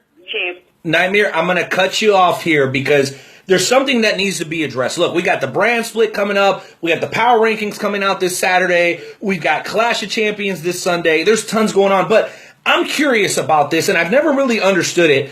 Richard, you are a very well-respected champion and member of La Familia Worldwide. Nightmare Jones, you are a very well-respected champion and member of La Familia Worldwide. But every single Monday on the FWWC tonight, there is always beef between you two, and the question is, why? You guys are supposed to be fighting for the same cause. I will answer that. Okay, go ahead and cut me off, Nightmare. will answer that to what I think it is. See, at one point, me and Richard Priest, we actually were getting along. Like, we had no issues. And then came Survivor Series. And I made the choice to bring in the Saint as the final member of Team La Familia. And I guess that I ended up hurting Richard Priest's feelings. And since then, he's had some sort of an issue with me. Richard, do you dare to do you care to comment? Jones, don't think that your shortcomings of bringing to the Saint and losing the Survivor Series match for La Familia is the reason that I have bitterness to you, sir. It's not. The reason why I have bitterness towards Nightmare Jones, Night Owl, frankly, is none of your business. Well, that's fair. But seeing as I am the overseer of the group as a whole, it's awfully peculiar to me because in the 3 years that La Familia has claimed to be in charge of the FWWC, there's always been a harmony. There's always been a harmony. There's always been a sense of family, and you two break that mold. And I'm curious, is this the first crack in the, I guess, impenetrable, untouchable force that is La Familia Worldwide? Because as far as I'm concerned, it kind of makes you guys look weak. But then again, you're right. It is none of my business. If you listen to my last promo, I squashed all of the beef I had with the Sharks.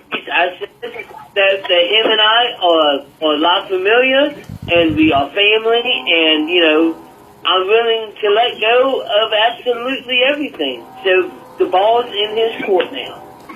Richard, is it water under the bridge, or what's the deal there? You know, I'm not here to talk about La Familia business, Night Owl. I actually came on your show because I have a special announcement that I would like to make. Well, you know, unfortunately, we're running out of time, so make it quick. All I have to say. Look, you even got the breaking news drop. Go right ahead. All I have to say is to everybody in the FWWC tonight, I will have a very, very special promo up on the page, and everybody but Corbin Slater needs to listen to it. Thank you. Everybody but Corbin Slater. Jeez Louise. All right, ladies and gentlemen, La Familia's very own Richard Priest, our FWWC. See what I mean? Well, listen, I don't get it, Nightmare. See what I mean? I don't understand it. I don't get it. I am here trying to squash whatever this beef is, and all right, wants to continue with it. So listen, whatever. He's right. None of my business. But I'll be honest with you, from an outsider looking in, I thought El Mata Ratas had a little bit more control over his guys versus having. I mean, you guys should go on Maury or something. It's kind of pathetic. Listen, we've only got a couple of minutes left, and it's funny because, and we're going to get both of them on, so both of you guys hang tight. Richard Priest didn't even care to mention that this Sunday at Clash of Champions, he's going to be defending his FWWC Tag Team Championships that he carries alongside Julius Cairo against the Misfits. And if the Misfits lose, they must disband forever. And we just so happen to have a couple of moments for one of those men, one half of the Misfits. Ladies and gentlemen, always loyal to the Wrestle Talk podcast, the one, the only, El Luchador de Kansas City. Hey everybody, how's it going? How's it going tonight? What up, Lucha? Alrighty. Yeah, can't believe that idiot FWWC Tag Team Champ and Heavyweight Champ would forget to mention that he has to defend those tag team titles against the Misfits at Clash of the Champions. Unbelievable.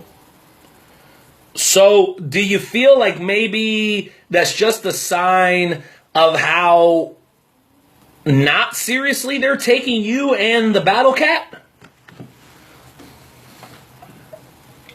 Yeah, I was feeling that's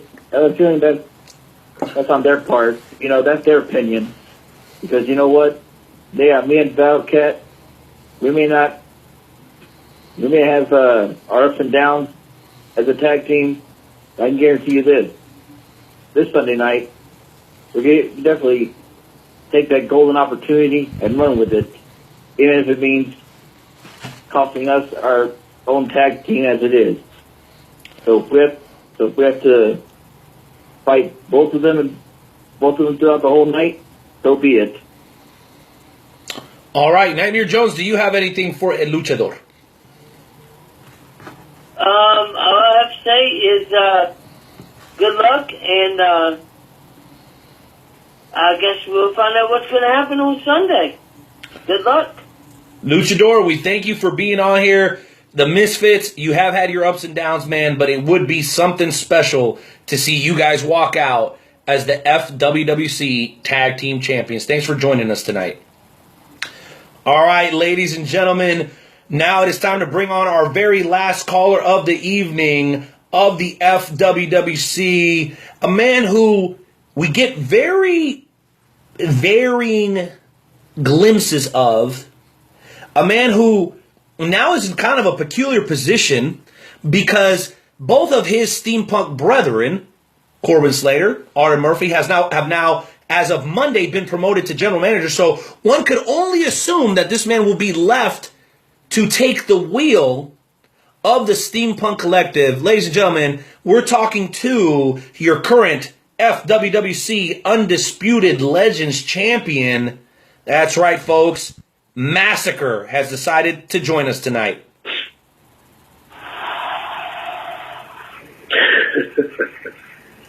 Oh, night out, Nightmare Jones. How you boys doing tonight? Doing good. How about yourself, my friend? You know what? With certain circumstances that have been going on, I'm actually doing pretty good. You know, you are absolutely correct in the fact of Arden Murphy and Corbin Slater stepping out, taking general manager positions, puts the Steampunk Collective in a little bit of a crazy state right now. But you know, I've been a little bit of little craziness myself. We all know that. We've all been here since I've been here and everything. You know, things have gone completely left at some points. But me and Arden sat down and we had a really deep conversation, and he did let me know that, you know, things have got to change a little bit. Things have got to change a little bit with me. And I understood where he was coming from because, you know, I'm one of the originators of the Steampunk Collective. And I have to help keep my brothers and my sister together in this moment because we're losing people, two key people in our group. But that's okay because they're moving on to bigger and better things. And I'm excited for them. Yeah. As of right now, the Steampunk Collective is you, Tank, Professor Clippel, and Allison Shea, because we haven't seen anything from, well, we know that the other people aren't there anymore. Deandric Rain. Deandric Rain is Mason Murray moving over to Australia. He's trying to cover some stuff up, and Mason the Mechanic Murray has been dealing with some personal issues, and you know, we've been talking to him, and he's trying to get all that stuff lined out. But you know, he's not out. They're not out. They're just taking a break for right now, dealing with their personal lives, and that's totally fine. But you know what? There's always room to grow. You're talking about a brand split. You know, certain people might not be with their teams. So I'm not necessarily saying we're looking, but kind of like La Familia is, you know, we're looking. That's just how it is. We're always looking to expand. Well, you know, when Battle Cat and El Luchador lose, Battle Cat's going to be looking for another place. No. So, Nope. Battle Cat. Nope. No, you know what? And it's nothing against Battle Cat. He's amazing. No.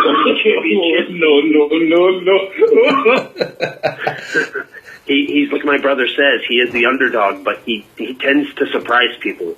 But that's not what we're looking for. I mean, you know, we look for people like Las Familias, people who are there to raise the bar, to put it to a certain level. And even you, Nightmare Jones, can't argue this, is La Familia and Steampunk, like this, they raise the bar. They do that. Like, we can talk crap about each other all we want, you all could even bring in the new guy, Dragonhorn. He cuts pretty good for him. Go! Yeah, we could, but the same could be said for La Familia. They took you in, so I guess they could take Dragonheart just the same. I'm not trying to be mean. Got it! That you've got people there's all kinds of people. If you guys are I'm over here being a little bit respectful to you guys, and then I'm giving you props where props are due, and you want to mention Battle Cat and Dragonheart. I mean, come on, where's the even playing field? You give respect where respect is due, and I'm pretty sure we've at least earned that. All right, guys. You can say what you want. Nightmare, go ahead and get your statement out. We just need to have you guys go back to your corners. We're getting ready to bring on KLD. Let us have a little bit of decorum here, guys. Now, Massacre, Nightmare Jones has got a statement, so let's go ahead and let him make that real quick. Exactly. My statement is this. You can say what you want to about Battle Cat, but you know what? The man wins championships. Right. Is that not what I just said? Yeah. You know what you can also say about Battle Cat? He hasn't been to the dentist since 1997. Yeah, and I like how you basically threw Battle Cat in, and when we all saw Dragonheart's promo, what's the thing that I stated? Oh, look, the white Battle Cat. So you had those two together. I'm glad you paid attention. Oh, that's so good. Massacre, we appreciate you coming on, man. We're getting ready for our second feature guest of the evening. That's right, Glory Pro's very own Kevin Lee Davidson. Is there anything you would like to say on your way out the door, sir? No, I'm looking forward to this brand split. It's going to mix things up. It's going to make things entertaining.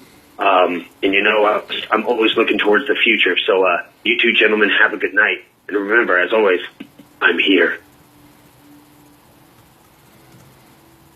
What? You can drop some.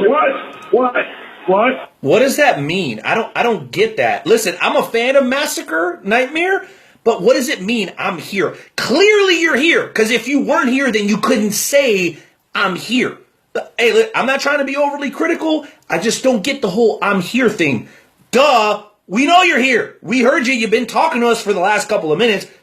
Never mind. Never mind. I'm not wasting any more time on that. Nightmare, before we bring on KLD, let me pause for a moment and thank all the wonderful people of the FWWC, also a sponsor of the Wrestle Talk podcast, the world's greatest fantasy wrestling group. And as I do that, also allow me to send well wishes, prayers, and good vibes to Kenny Peterson, who just underwent wrist surgery. We hope that he can recover very, very quickly. I know it's put him out of work for a little while. Hard-working dude. He's got a family to take care of. So we want to send our prayers to him.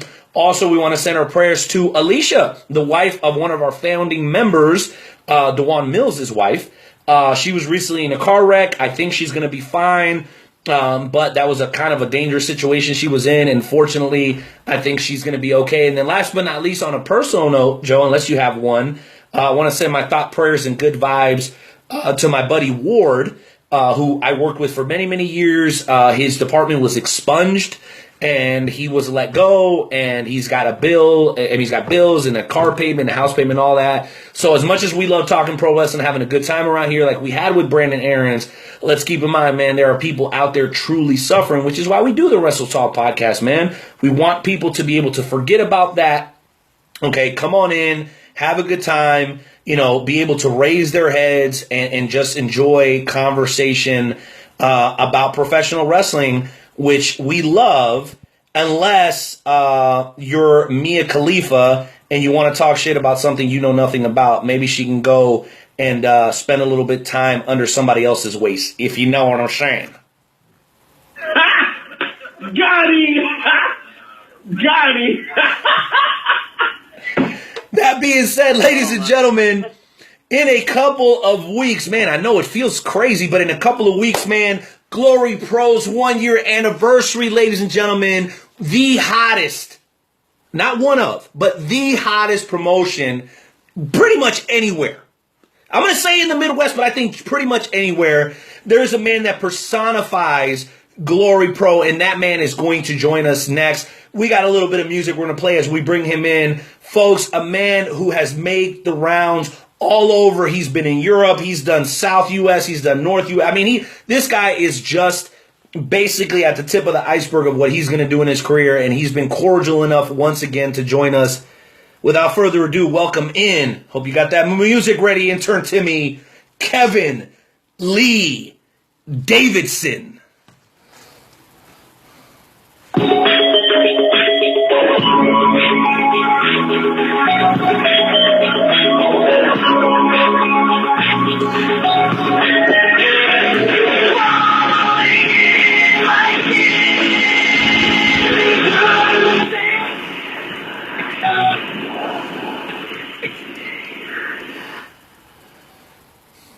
KLD, you're live on the Wrestle Talk podcast with Joe and Rene, man. What's going on tonight? Can't complain. How we doing, fellas? Doing good. Man, we are cooler than the other side of the pillow, Poppy, man. We are good, and we're happy to have you here tonight. Wonderful, man. I appreciate you guys having me back. No doubt, no doubt. It's been a while, Kevin. You've been a busy dude for a very, very long time, man. Before we get into the wrestling stuff, because we got quite a bit to cover in a short amount of time, man, let me ask you, bro, it is the holiday season. You obviously want to surround yourself with friends and family, but I'm sure there's something that KLD wants for himself. So I'm curious, man, what is at the very top of KLD's Christmas list this year? I just want a happy and healthy family, man. That's all I wish for the year. Dude, you know what? That's fantastic, Kevin, because, I've had the pleasure of seeing you in action on multiple occasions, had the opportunity to shake hands and just in passing say hello. You obviously have a very supportive family that makes their way out to shows on a fairly regular basis.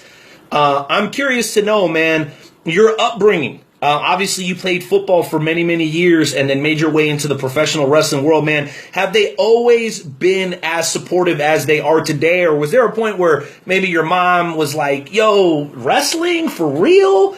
Or were they always like, hey, whatever you want to do, go get it?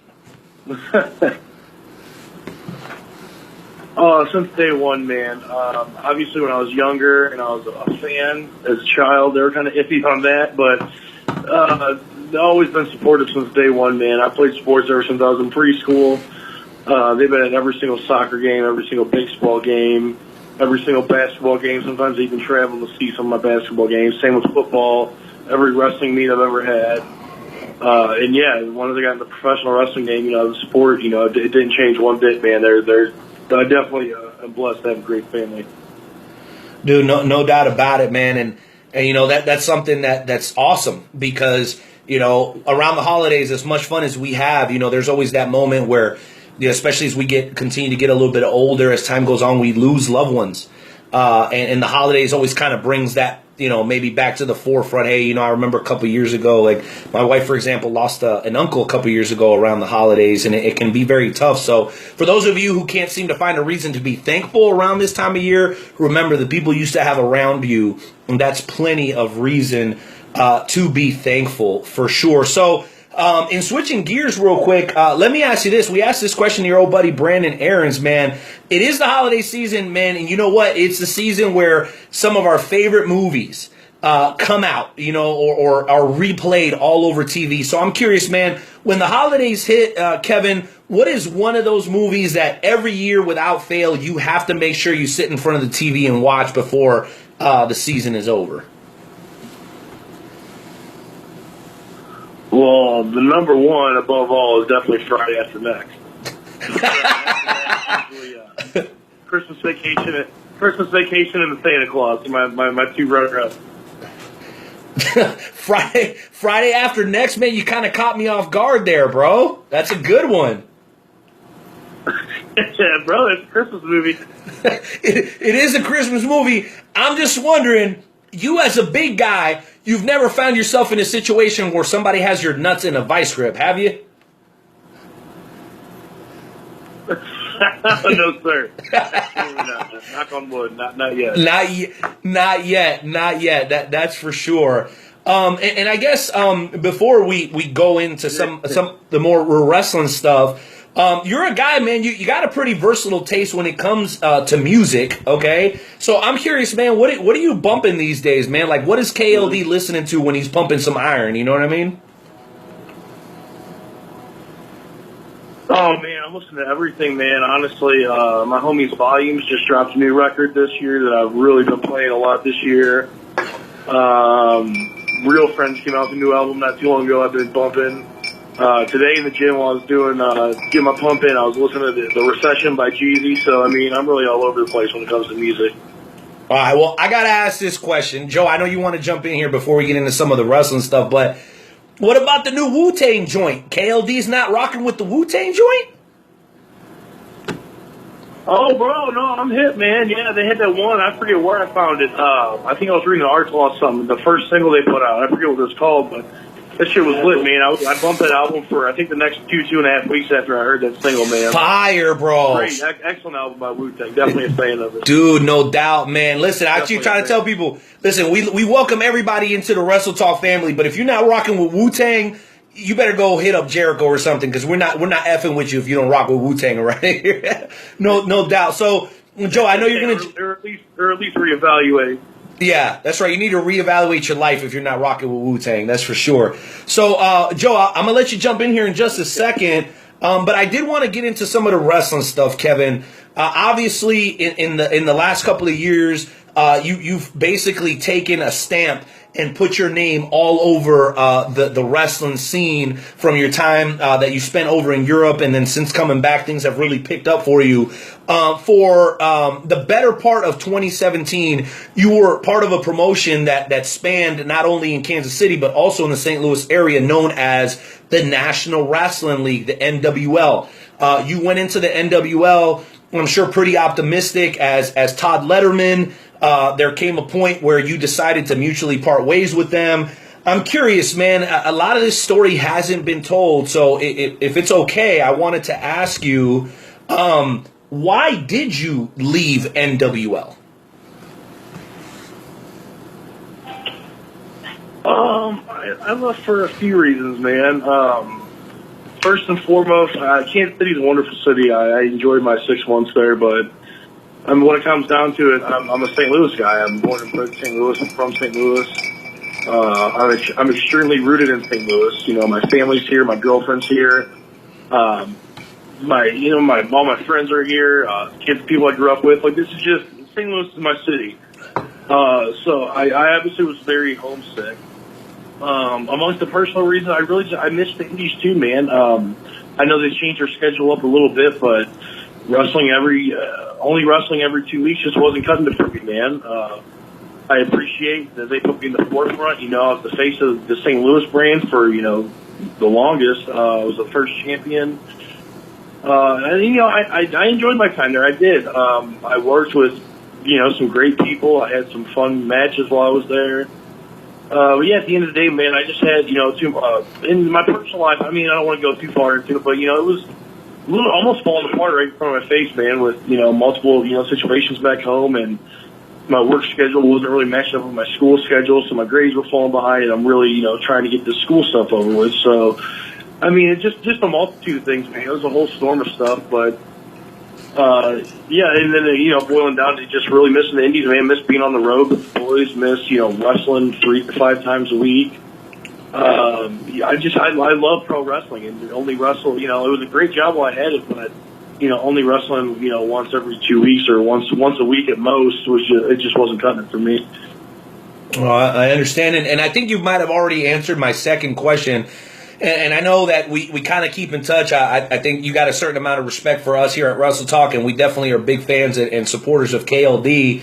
But I'm curious, man, sometimes these relationships, when they fall apart or when they break apart, there can be a little bit of a contentiousness and a little bit of ill will, particularly with the people at the top. And when I say the people at the top, I'm talking about, the Carolina Rodriguez. I'm talking about Chris Goff. I'm talking about Major Baisden and Travis and everybody else that's in charge over there. At this point, man, Could you honestly tell us that there's no ill will between you and the brass over at NWO? Because I'm sure you're cool with the boys. You're one of the guys everybody loves KLD in the locker room, but as far as the brass over at NWO, is there any ill will still remaining from the separation that happened with you guys? I mean, I never had an issue with anybody. When I left, me and Major hugged it out. We had a nice, long, healthy talk about it. Same thing with Chris Goff. He's always treated me extremely well. Never had a problem with him. So yeah, I mean, on my end, there's no ill will at all, man. I wish those guys the best. I hope them all the success in the world. It just wasn't my thing for me to do at the time, No doubt. I respect that. Thank you for your honesty. And then my last question before I throw to Joe is one of your biggest things, and at least and this is just perception stuff, man. So if I'm wrong, feel free to correct me.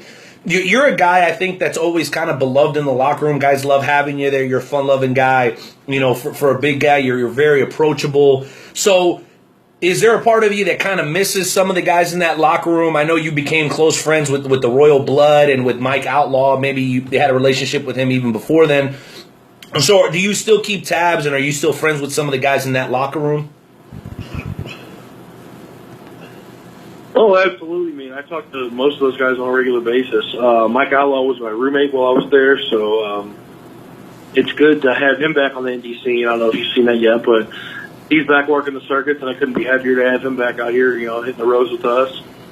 I talk to Royal Blood on a regular basis. I still talk to Dax Draper on a regular basis. I try to keep up with, most of the guys, but those four for sure, I had a really good relationship with. I miss Jack Foster, Dad of the Year. He's a great dude. I hope all is well with him. But yeah, man, I definitely still keep in touch with most of the guys. They're good dudes and they're good wrestlers, and no matter what happens over there, they'll be fine no matter what. No doubt. Shout out to Big Brad. Sorry for breaking kayfabe. Joe, jump on in here, man. I know you're a big KLD fan when you were in the Midwest last time, dude. KLD ended up being one of your favorite guys. So why don't you jump on in here with any questions you might have, my friend? Yes, sir. So after you got finished with the NWL, you decided to go to Glory Pro. What made you want to go to Glory Pro Wrestling? Well, I think that's an obvious one, man. Glory Pro is it's obviously a wonderful company to be at. The story kind of wrote itself, I was trained under Elgin. He basically, just started a new promotion, and it was cool to see all the students that I came up with while I was there. There's so many new students there now at the down at the dojo, and it's just like I said, it almost just wrote itself. It was almost like a home away from home type thing, where it was just I have to go here, So it's a great place to be, and I'm glad I made the jump. Absolutely. Now, going through your matches, I saw that you wrestled a guy named Jake something. What was it like to wrestle Jake something? Oh, that was fun, man. That was just a big ass kicking all around, man. It was me versus Jake something versus Jeff Cobb, and if you're familiar with any three of us, we're all big, strong boys. Matanza! We like to hit hard and we like to hit often, so. Yeah, exactly. So, it was painful, yeah, it was painful, but I mean, I had a blast out there with both those guys, man. I'd love to do it again as soon as possible. Now, when are we going to see, my last question, if I send it back to Rene, when are we going to see KLD as the Glory Pro champion? For real, son? Oh, I don't know, man. I kind of got my eyes set on the tag team, the United Glory tag titles right now, man. Me and Danny Adams are really starting to find our groove as a tag team as no new friends, so I kind of got my eyes set on the tag division for now. Well, you know what? As I jump back in here, let me say something, Kevin. I love your guys' tag team name because, being honest, the Besties, bro, are a phenomenal tag team. I remember them, and I remember when you made your first visit to Metro, I was kind of one of the guys like Kevin. I was like, yo, Chris, this guy Kevin, dude, this guy Kevin, I seen him at Dynamo. You need to holler at this guy Kevin. I don't know if I had anything to do with you going to Metro, but I was harassing Chris. I was like, no, this guy KLD, trust me, believe me, you need to get him in.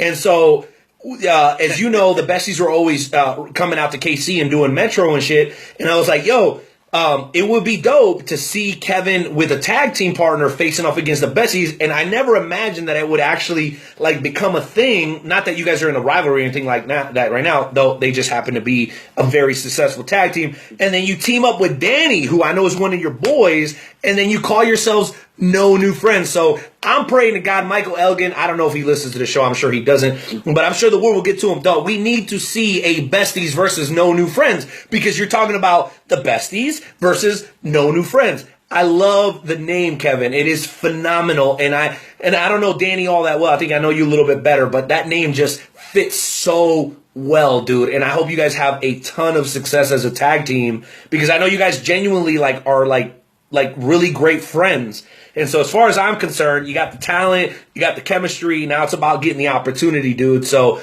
at this February show, this 1 year anniversary, I have a feeling that you guys are going to crush it, dude. You guys are going to crush it. And a lot of people don't know who you guys are facing. So can you fill us in on that real quick? We are facing the Pride. It's a young tag team from here in St. Louis. I think they're both 19 years old, if not one's 20 years old and one's 19 years old. I had a hand in training a little bit of both, more so Edvin Kudic. Great kid, man. He's really finding himself. He's only been a year in. Like, his 1 year anniversary was last weekend while we were on the road.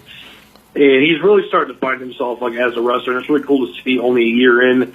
His stuff is looking really crisp and just really, really solid, and I'm really proud of everything he's been able to do this year, so I'm excited to get in the ring with him. And so it's Edvin Kudic and Matt Kenway, another kid I also somewhat had a hand in training back when he was getting started. So it's been cool to see those guys, team up and really find themselves as a tag team. And then we'll have some fun in February when we step into the ring with him.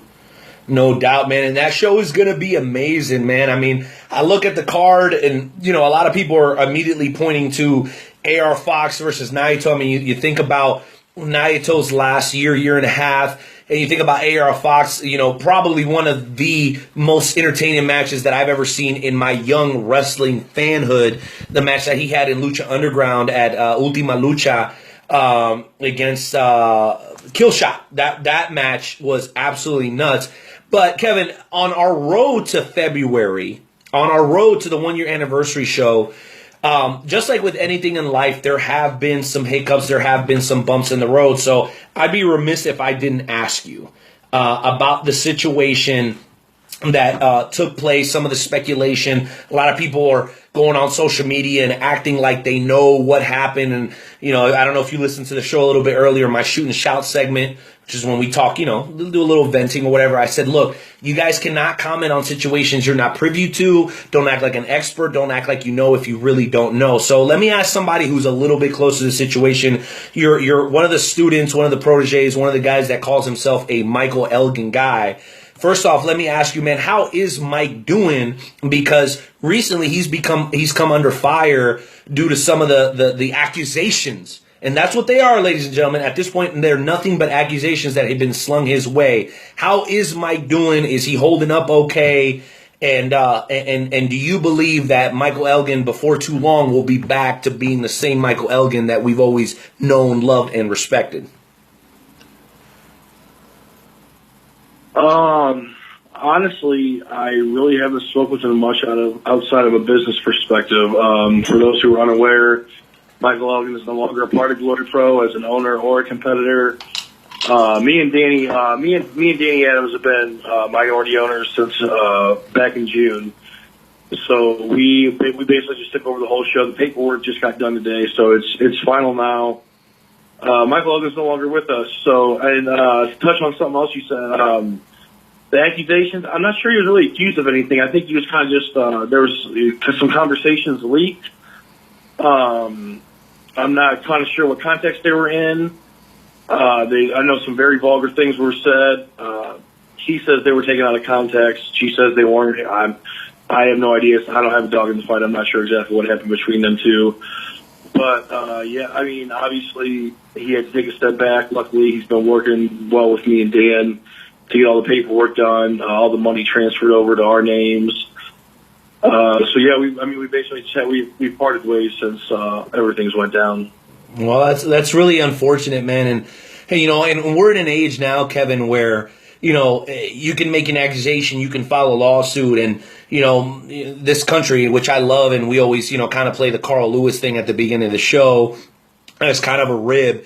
But we are both, Joe and I, Joe lives in West Virginia, I live here in KC. I mean, we're through and through Americans, even though I kind of have a Mexican heritage.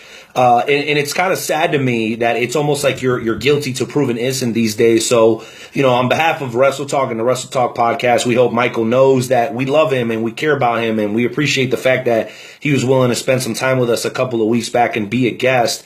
And I truly do hope that that before too long this thing is just all water under the bridge, because at this point there's just been a lot of misinformation been thrown out, and I think nobody really knows what the story is, and for anybody to be commenting on it as if they do know is just irresponsible and disrespectful. But really the more important thing here is the fact that I agree. I think if anybody.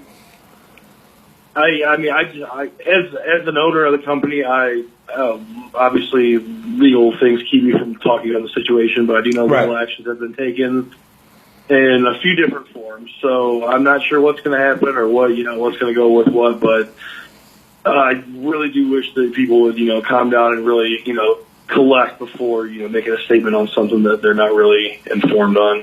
Well, 2017, bro, everybody has an opinion. Everybody's got a Twitter. And everybody thinks they know what the hell's going on. But, I mean, ultimately, here's what's important. And I think you know us well enough, Kevin. We've been talking to you on and off for 2 years. Wrestle Talk is about building up wrestling in the Midwest. And something like this will not stop, in my opinion, the momentum that you guys have built, which I guess leads me to my next question. Where does Glory stand? Do the allegations and the accusations have any effect on this absolutely tremendous show that you guys have scheduled in February? Because despite all the things that have been said, nothing has been confirmed, and you guys still have a huge show ahead of you. And when I say huge, I'm talking about you guys have one of the biggest names in professional wrestling today coming into town from Japan, and I'm talking about none other than Tetsuya Naito. So does any of this affect what's going to happen at the 1-year anniversary show of Glory Pro? The only thing that this will affect is Michael Elgin being removed from the United Glory Tag Team Championship match. Everett Connors has picked a partner. He's going to keep them low until the day of the show, but he does have a partner to defend his United Glory Tag Team titles with against the besties in the world. So, but to touch on affecting anything else with Glory Pro, man, I mean, we got to be more careful about who we do business with, man. Obviously, some very disgusting, in my mind, some very disgusting things were said on all ends. A lot of people got a lot to say, and you really just got to be careful these days, man, and just be a good person. That's what it's really all about, man.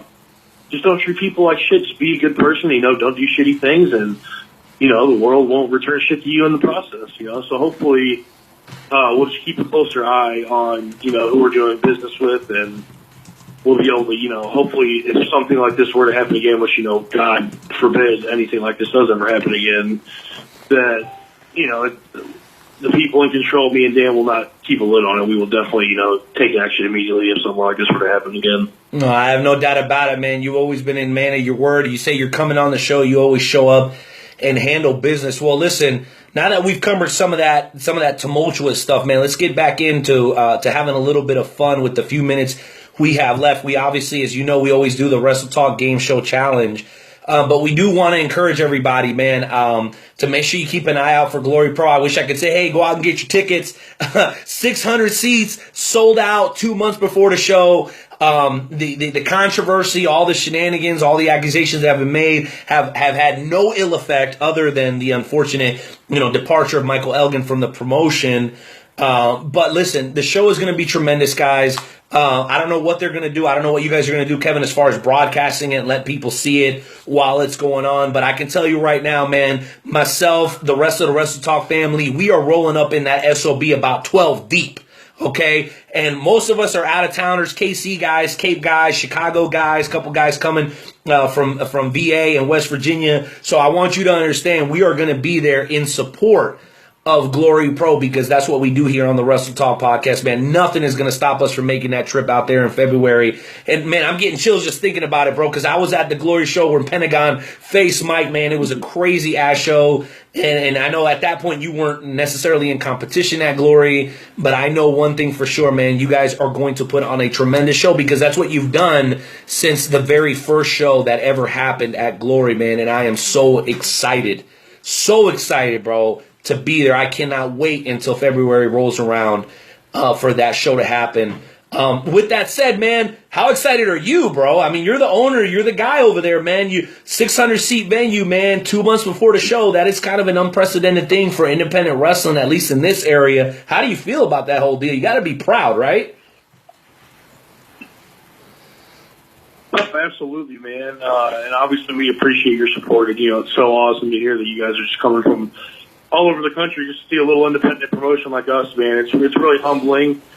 When Ring of Honor comes to town, they sell out 600-seat venues over in Collinsville. So for us, as an independent promotion, on our own, self-funded, and to do it with, 600 seats sold out, 2 months, this isn't even the day of the show, this is 2 months in advance. So it's really humbling, and I couldn't be more proud of the boys for all their hard work. It's really all about them, man. Like, everything they've done, all year up to this point is what, put asses in seats. So to sell out 600 2 months before the day of the show is just extremely humbling. And I'm really, with me and Dan, taking lead of the shit going into 2018, we couldn't be more proud and we couldn't be more excited to keep bringing excellent professional wrestling to the Midwest area.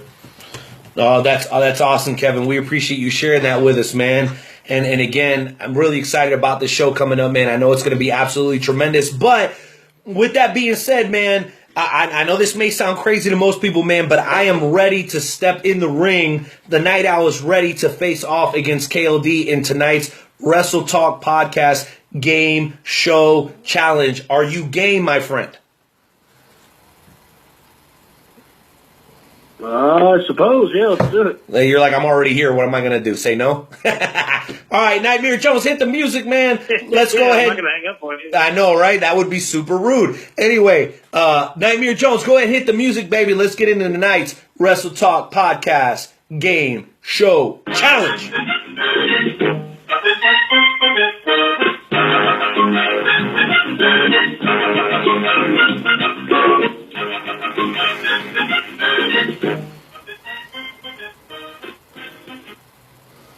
All right, ladies and gentlemen, welcome to the Wrestle Talk Podcast Game Show Challenge. I'm your host, Nightmare Jones. Tonight's contestants are Kevin Lee Davidson and the Night Owl Rene Martinez. In honor of the month of December, traditionally known for the NWA/WCW Starrcade event, all of tonight's answers will have made history at this event. Now, I'm going to give you a couple clues, and all you have to do is shout out the answer. Whoever shouts out the correct answer first gets a point. We're going to play to 3 points. Whoever gets 2 out of 3 wins. It's pretty simple. I think Rene is on a losing streak, so maybe today will be the day that he breaks that losing streak. Are you gentlemen ready? Yes, sir. Wait. I got a drop for this. Wait, I got a drop for this. Where the hell is my Mills Lane? Joe, you keep messing up the drops. You're driving me crazy, bro. Wait a minute. There it is. It's time to do whatever the hell you want. Let's get it on. Let's get it on. I'm ready. Let's go. All right. So here we go. At Starrcade 1986, the Midnight Express were defeated in a Skywalker scaffold match by this WWE Hall of Fame tag team managed by Paul Ellering. What is their name? LOD. Road Warriors. Kevin, KLD got that point first. Damn it! KLD has 1. Rene has 0. Shocking, right. Really. Question number 2.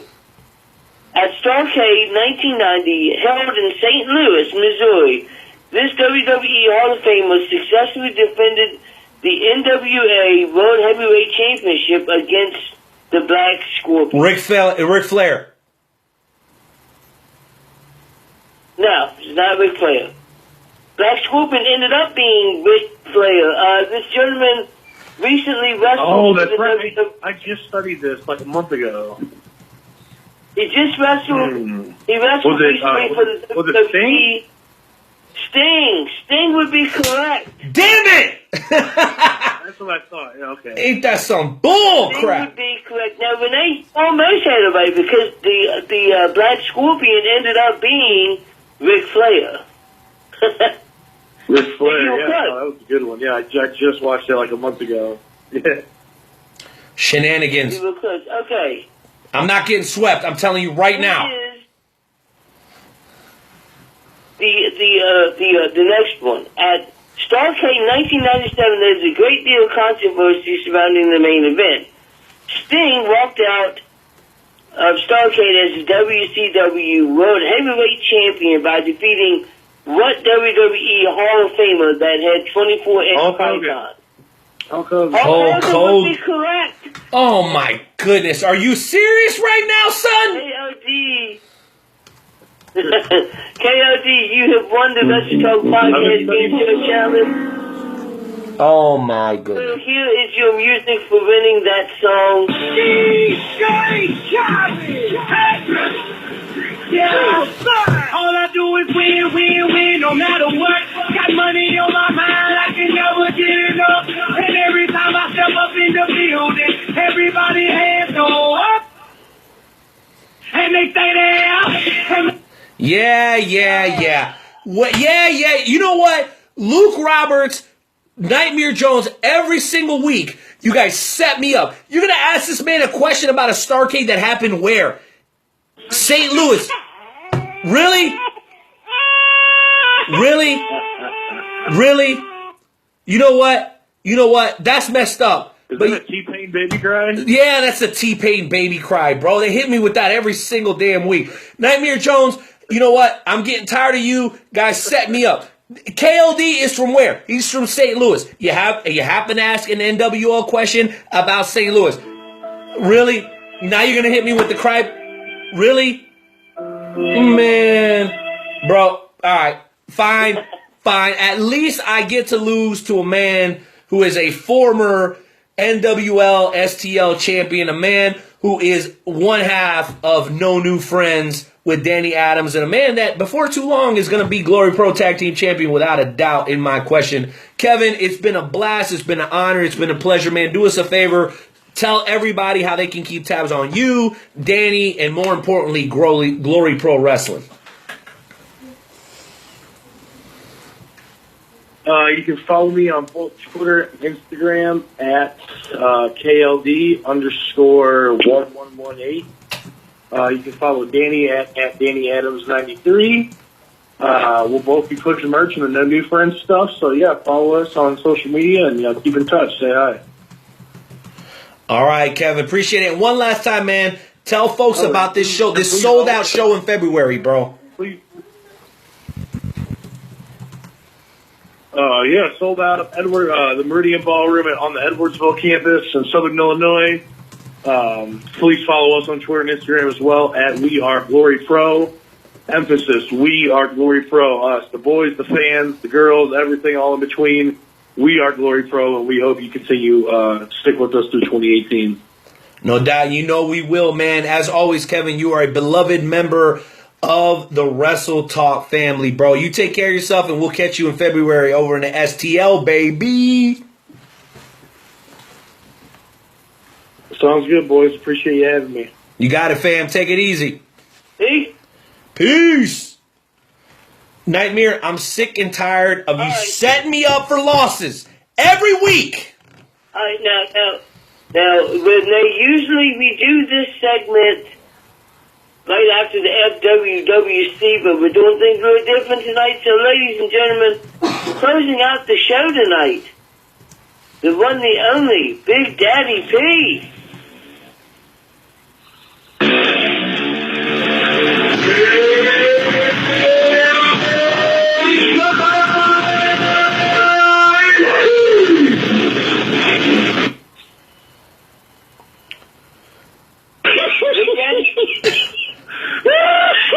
dear God. You too, man? I know I got delayed this. Oh, because God. you need prayer, Rene. You were pitiful. Dude, Perry, they're always setting me up every single week. Well, dude, you better get your Trivial Pursuit out or something, because it's pitiful. I mean, I was embarrassed for you. I started crying for you. I mean, it was awful. Dude, I got the first one. I said LOD, and Nightmare Jones has selective hearing. What do you want me to do about it? I did hear that, just so you know. Yeah, that's like... I do vouch for that. I heard you say that. That's like the 5th time that I win, and they screw me over every time. Well, here's the thing, dude, and I do feel bad for you. I'm sorry that even if you would have got the one right, that's like saying Roy Moore should have won last night. Don't start with me. Don't start with me, Perry. Don't you start. You know I love you, Rene. I know. Hey, listen, I want to wish you guys the merriest Christmas. I was so sick yesterday, Rene. Man, I got home from Grandstaff. I left early and got home and slept from 5 o'clock until 7 a.m. this morning. Hey, you gotta put some respect on it, man. You gotta put some respect on it when you're putting in hours like that. Hopefully you're feeling better, Big Daddy P. I am. I actually even cut my sermon short tonight, just so I didn't overdo it, But I actually ran a little late, and I felt bad. I was about 7 minutes late, but y'all were so kind to put me on at the end, and I just got to tell you, we have got to be grateful, guys. We have been given a huge blessing to live in America. We've been given a huge blessing to be able to have a company, whether people like it or our country like it or not, that capitalism is alive and powerful. If it wasn't, Wrestle Talk Podcast wouldn't be here. Painter's Dream Productions wouldn't be here. Grandstaff Financial wouldn't be here. So we live in a great country, and although things don't go our way, we have to remember that God knows who's going in, who's going out, who's doing what. So if there's anybody right now that's listening to the show that maybe lost somebody in the last week or is recovering from a year-long mourn of losing someone during Christmas, I am here to tell you about the greatest gift that you can ever receive. And it doesn't mean your life's going to be perfect, because it'll never be perfect. It always gives you something to look forward to. But the fact of the matter is at this time, God is waiting to hear from you. He wants to hear from you. If you're sad, if you're dealing with a situation, finances, whatever it might be, I just tell you with everything in me, go to Him tonight. You don't have to do any special prayer. You don't have to do anything. He's listening. Just talk to Him and trust in Him today. If you don't know who He is, let me tell you who He is. He's God, and He's awesome, and He died for you and for me. And if you believe that that's true, guess what? You got eternal life, baby. It says by faith alone in Christ alone. So just know that life doesn't have to be so difficult. Take the wheel out of your hand and give it to Him. Don't make me sing Carrie Underwood, Jesus, take the wheel. Just get out. You are not in the pilot seat. Let God take care of it. I don't care what it is. Sickness, money, death, whatever. Well, if you're dead, honey, you're either done or you're going to be eternally saved with God, or you're going to eternal lake of fire. There's nothing I can do about that. But if you're listening to this, the free gift, this is why we celebrate Christmas. It's about the free gift of God's love. All we have to do is receive it. If you want it today by thought alone, you can have it right now. Now, we didn't get any prayer requests, Rene, I don't think, did we? Well, we did have one that came in last minute. Joe, I know you got one. We also had Kenny Peterson, who just had wrist surgery. He'll be out of work for a while. But his surgery went well. It did. Good, excellent. That's great news. The question is, does he have any neuropathy? Numbness? No numbness, lots of pain. Do you know? Good. Yeah. I mean, duh. I mean, it's surgery. Joe, what do you got, buddy? For him? What do I have?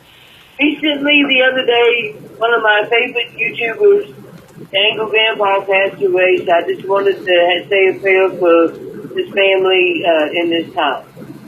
What's his last name? Green. Green, so the Green family. Yes. Does he have any kids, or is he too young to have kids? Yes, he was 65, he had like 4 kids. Oh my God. That's awful. See, guys, we're not promised tomorrow. Look, I'm driving home right now. It's 9:12. My plan is to be home. But this car could lose control, and Big Daddy P is going to be in the hands of Big Daddy G.O.D. But we're not guaranteed tomorrow. So if anybody's listening right now, be thankful for today. It is a gift. It is truly a gift. I thank you guys for having me on. Let's go ahead and pray. We're going to pray for the Green family and for Kenny. How is the Martinez family doing? The Martinez family is doing great. We all have wonderful health. We're going through a little bit of some murky water with the youngsters, but nothing that we can't get through with the grace of God. Well, the Hartman family is going to be getting our traditional Clark Griswold Christmas tree Friday, and I got a little surprise for them on Friday, and then we're going to go to my buddy's house for some Christmas gift exchange, and then Sunday we're going over to a friend of mine's church to celebrate Christmas. So, guys, just remember that as difficult as things might be, no matter what the situations might be, there's always hope. And worst case scenario, make it till you fake it till you make it. You know what I mean? Absolutely. He knows your situation. So let's go ahead and pray. Heavenly Father, we thank you so much for this time. We thank you for this wonderful show. Father, we can never thank you enough for all that you do for us, things that we don't even know you do, but we thank you for that. Father, we want to pray for Kenny's wrist, that you would strengthen his wrist and bring his downtime to a minimum so he can get back to doing what he loves to do. Father, for the Green family, you know everything about the situation. I pray that you comfort the kids. I know what it's like to lose a father. I know how life-changing that is.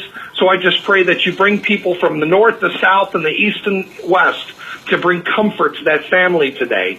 Father, for the Martinez family, you know everything about what's going on there. I pray that you continue to strengthen the parents to be the parents that God has meant them to be. For if we train up a child in the way that they should go, they will never depart from it. Does it mean they won't be disrespectful? Does it mean they won't be dirty, rotten, stinking sinners like the rest of us? No. But the good news is, Father, is we have you, and we know that we can come to you at any time. We love you so much, and we ask these things in Christ's name. Amen. Amen and amen. Last question for you, Big Daddy P. Does Jinder stand a chance against AJ Styles at Clash of Champions? Well, I'm actually embarrassed to say that I've kind of missed wrestling lately, so I didn't know that they were going against each other, but I can tell you now that Jinder really surprised me. You know, I knew he could wrestle, but now that they gave him that push, he's really been upgraded. I mean, I never thought he would ever get past 3MB. You know what I mean? And he has, my friend. It's possible.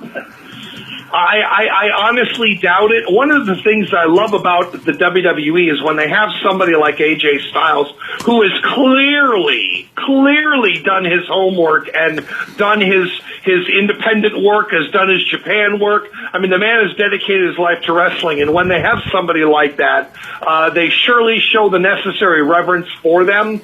And I think that I don't think he's going to get it back. But, I mean, who knows? We never know. I know we got Clash of Champions coming up. I know once that New Year kicks off, it gets into WrestleMania mode. So I'm really excited to see when I was surprised Triple H jumped in and then jumped out so quick. Usually he jumps in, once the year turns around, he stays until WrestleMania so he can plug himself in it. Because if I was you and I was the boss, I wouldn't want to miss it either. No doubt about it, man. And when you have the power to do so, why wouldn't you? Well, Big Daddy P, We've obviously gone a little bit over our time, but it was totally worth it to have you back on the show. I did tell the folks that thanks to Painter's Dream Production, we're going to have a totally revamped and redone website in 2018. We're working on a new logo. We're working on a bunch of great stuff. Looking forward to it, Big Daddy P. We love you to death, brother, and we'll catch you again next week. And hey, Rene, you might want to catch up on your Starrcade history. You know what? I'm sick and tired of y'all.